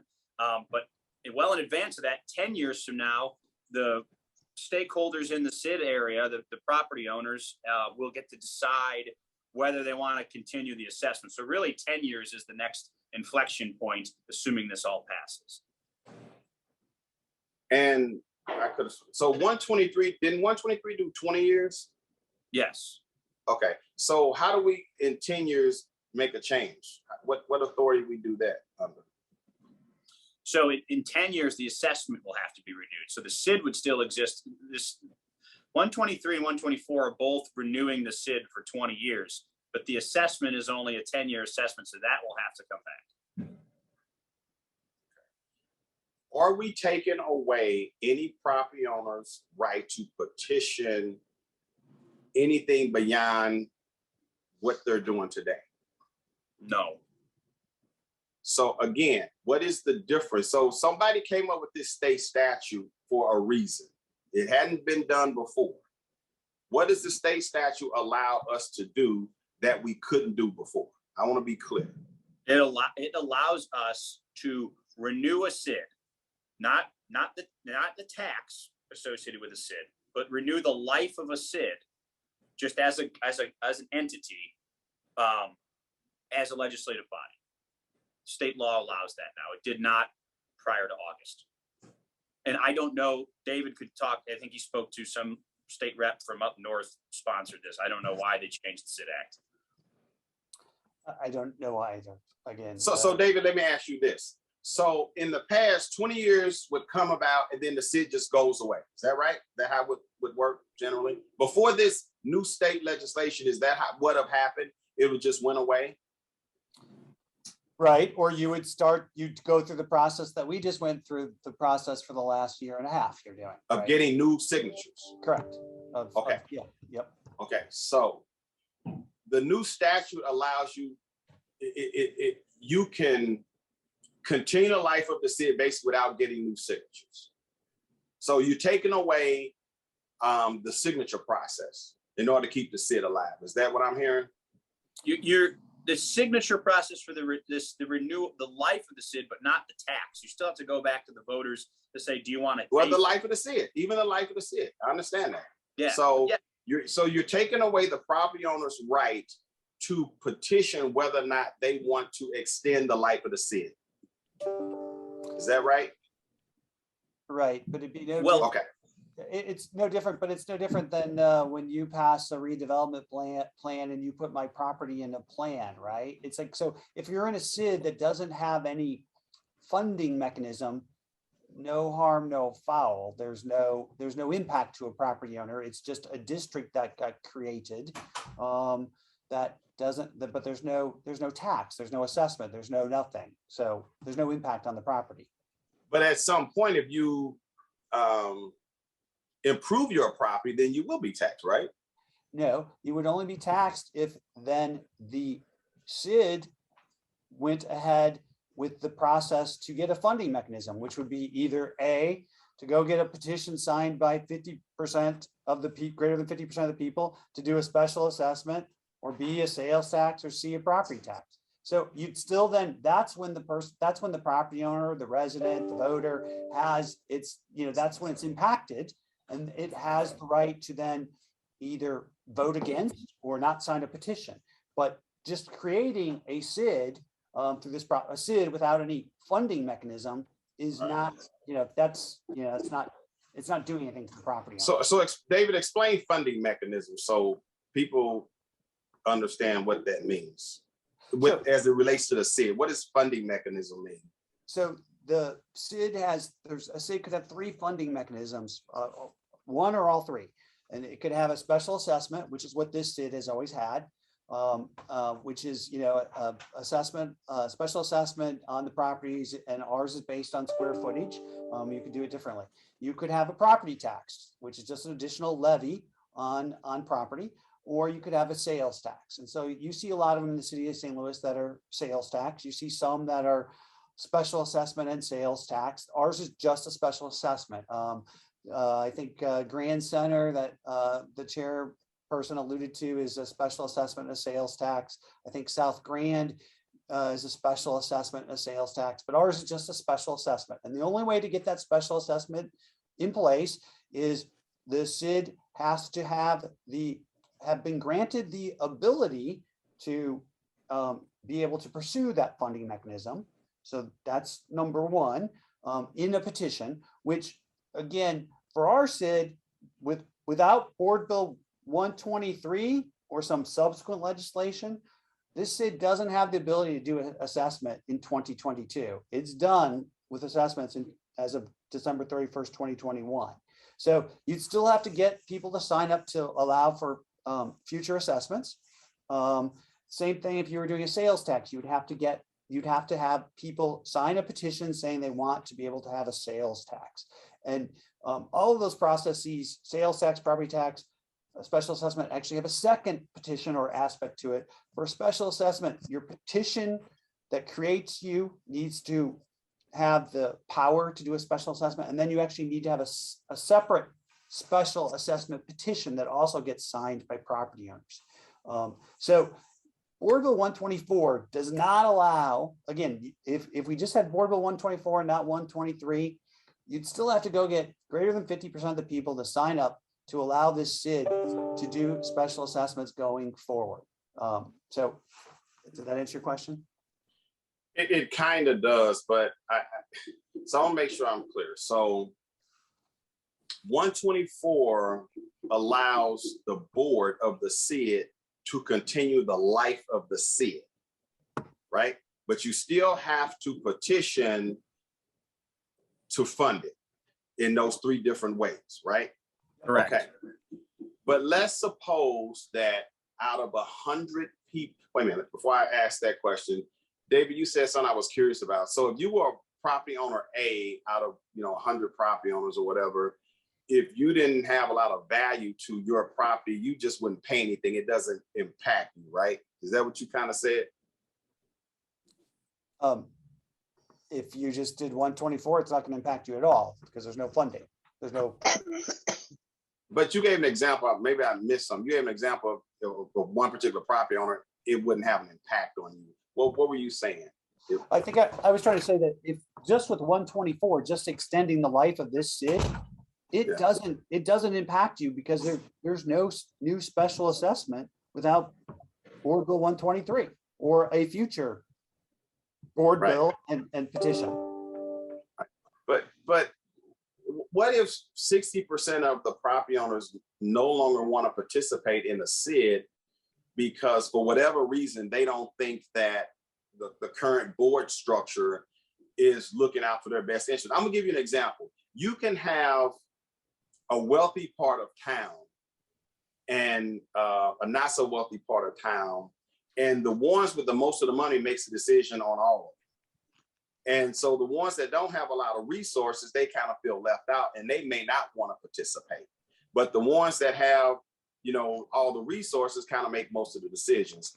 And so what you can have are people making the bulk of decisions because they have the bulk of the money or whatever for the other people and they don't want to participate. But if we allow organizations to extend CIDs in perpetuity, not perpetuity, but just extend them on their own will, and you keep the same, let's say, group in place per se, couldn't that have a negative impact on the rest of the people who feel that they've been left out? Nope. And may want to start over? Alderman, so everyone in the district will have a right to weigh in 10 years' time because they get to decide, do they want to continue funding this thing or not? Okay. So there will be another, similar to the process we just went through. Although you can extend now, state law allows you to extend the SID, you can't extend the assessment or the tax. So you still need the voters for that. So we'll be having a conversation in 9 years about whether this thing's working or not. And people can then voice their opinions and say, I don't want to keep paying this, or I'm not paying it without X, Y, and Z changes. So in 10 years, you'd have to petition the property owners for an assessment. And they could say, I don't want to participate in it. Correct. Okay. All right. No further questions. It's real interesting. It is. Was there anyone else that needed discussion? I just had one question. Go right ahead. If perhaps Board Bill 123 or the SID fails to be appropriate, or you didn't get enough signatures, what would Board Bill 124 allow the SID to remain in existence long enough to spend the funds that they have collected thus far? Yes, yeah, 124, I believe we got the signatures. The city councilor said we got the signatures. We weren't moving forward on any of this without having the requisite number of signatures.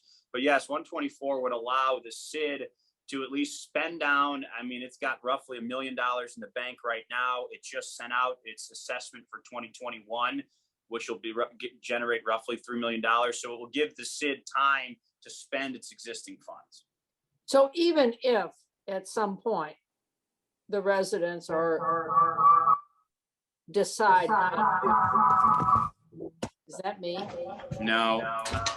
80, there it goes. Try again. If any time in any SID, if the residents decide not to renew it, this is a mechanism that allows them to spend those funds that still remain in their control. Is that correct? Yeah. Okay.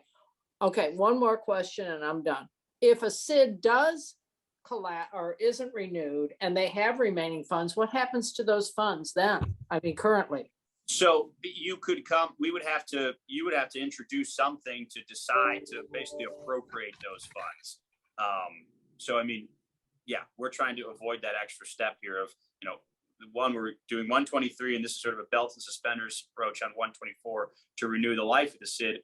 But yeah, otherwise, if for some reason the SID went away or your Bevo SID went away and there's still money in the pot, you've got to, come up with a board bill to appropriate that. Oh, which I think this is a good way to do it because that's what the people signed up for. And if there's money left, I think that they should get their services until that money's no longer available. So, okay, thank you.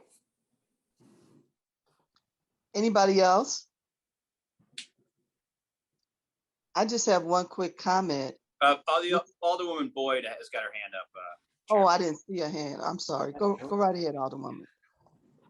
That's okay, because I don't feel bad because I'm as confused as everybody else is on this call.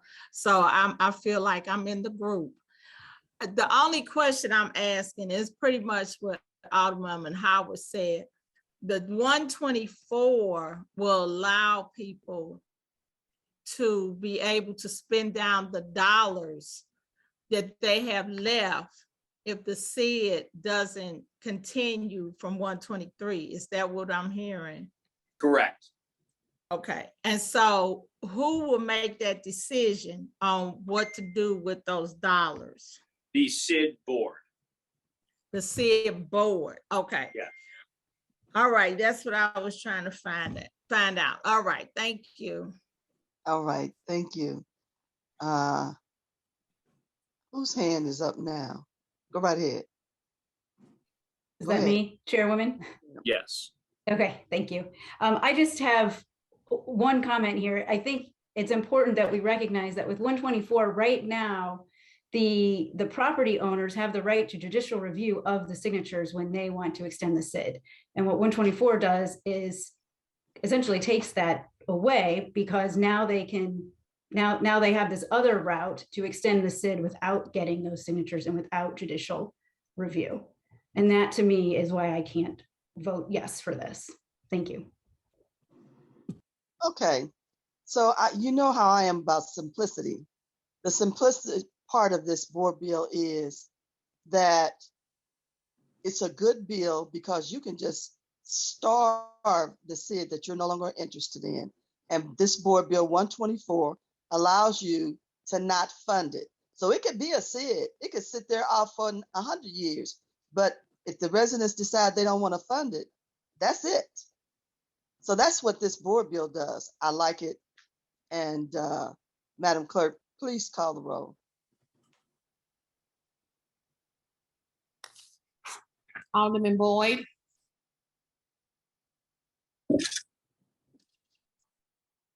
Alderman Vaccaro.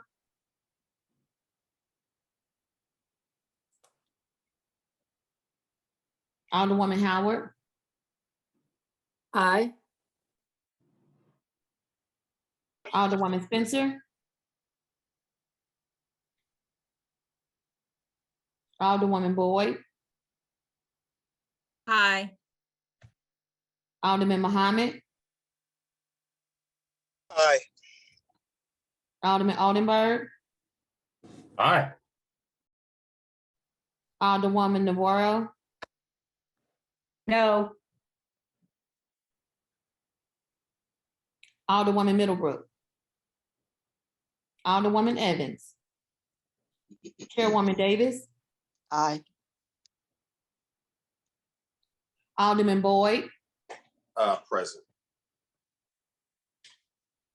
Alderman Vaccaro, Aye.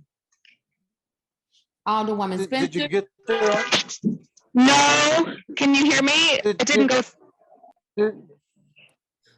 I'm no. Did you get my vote? I did. That's an aye vote for Alderman Vaccaro and a no vote for Alderwoman Spencer. Thank you. No problem. Alderwoman Middlebrook. Alderwoman Evans. 6 aye votes, 2 no votes, and 1 voted present. So you've sustained the motion to approve Board Bill number 124 with a due pass recommendation. And I thank you for that. We have nothing listed for committee discussion. Is there anyone who has any announcements that they need to make? And I'd like to excuse the aldermen for necessary absence, please. Make note of that, Madam Clerk. So noted.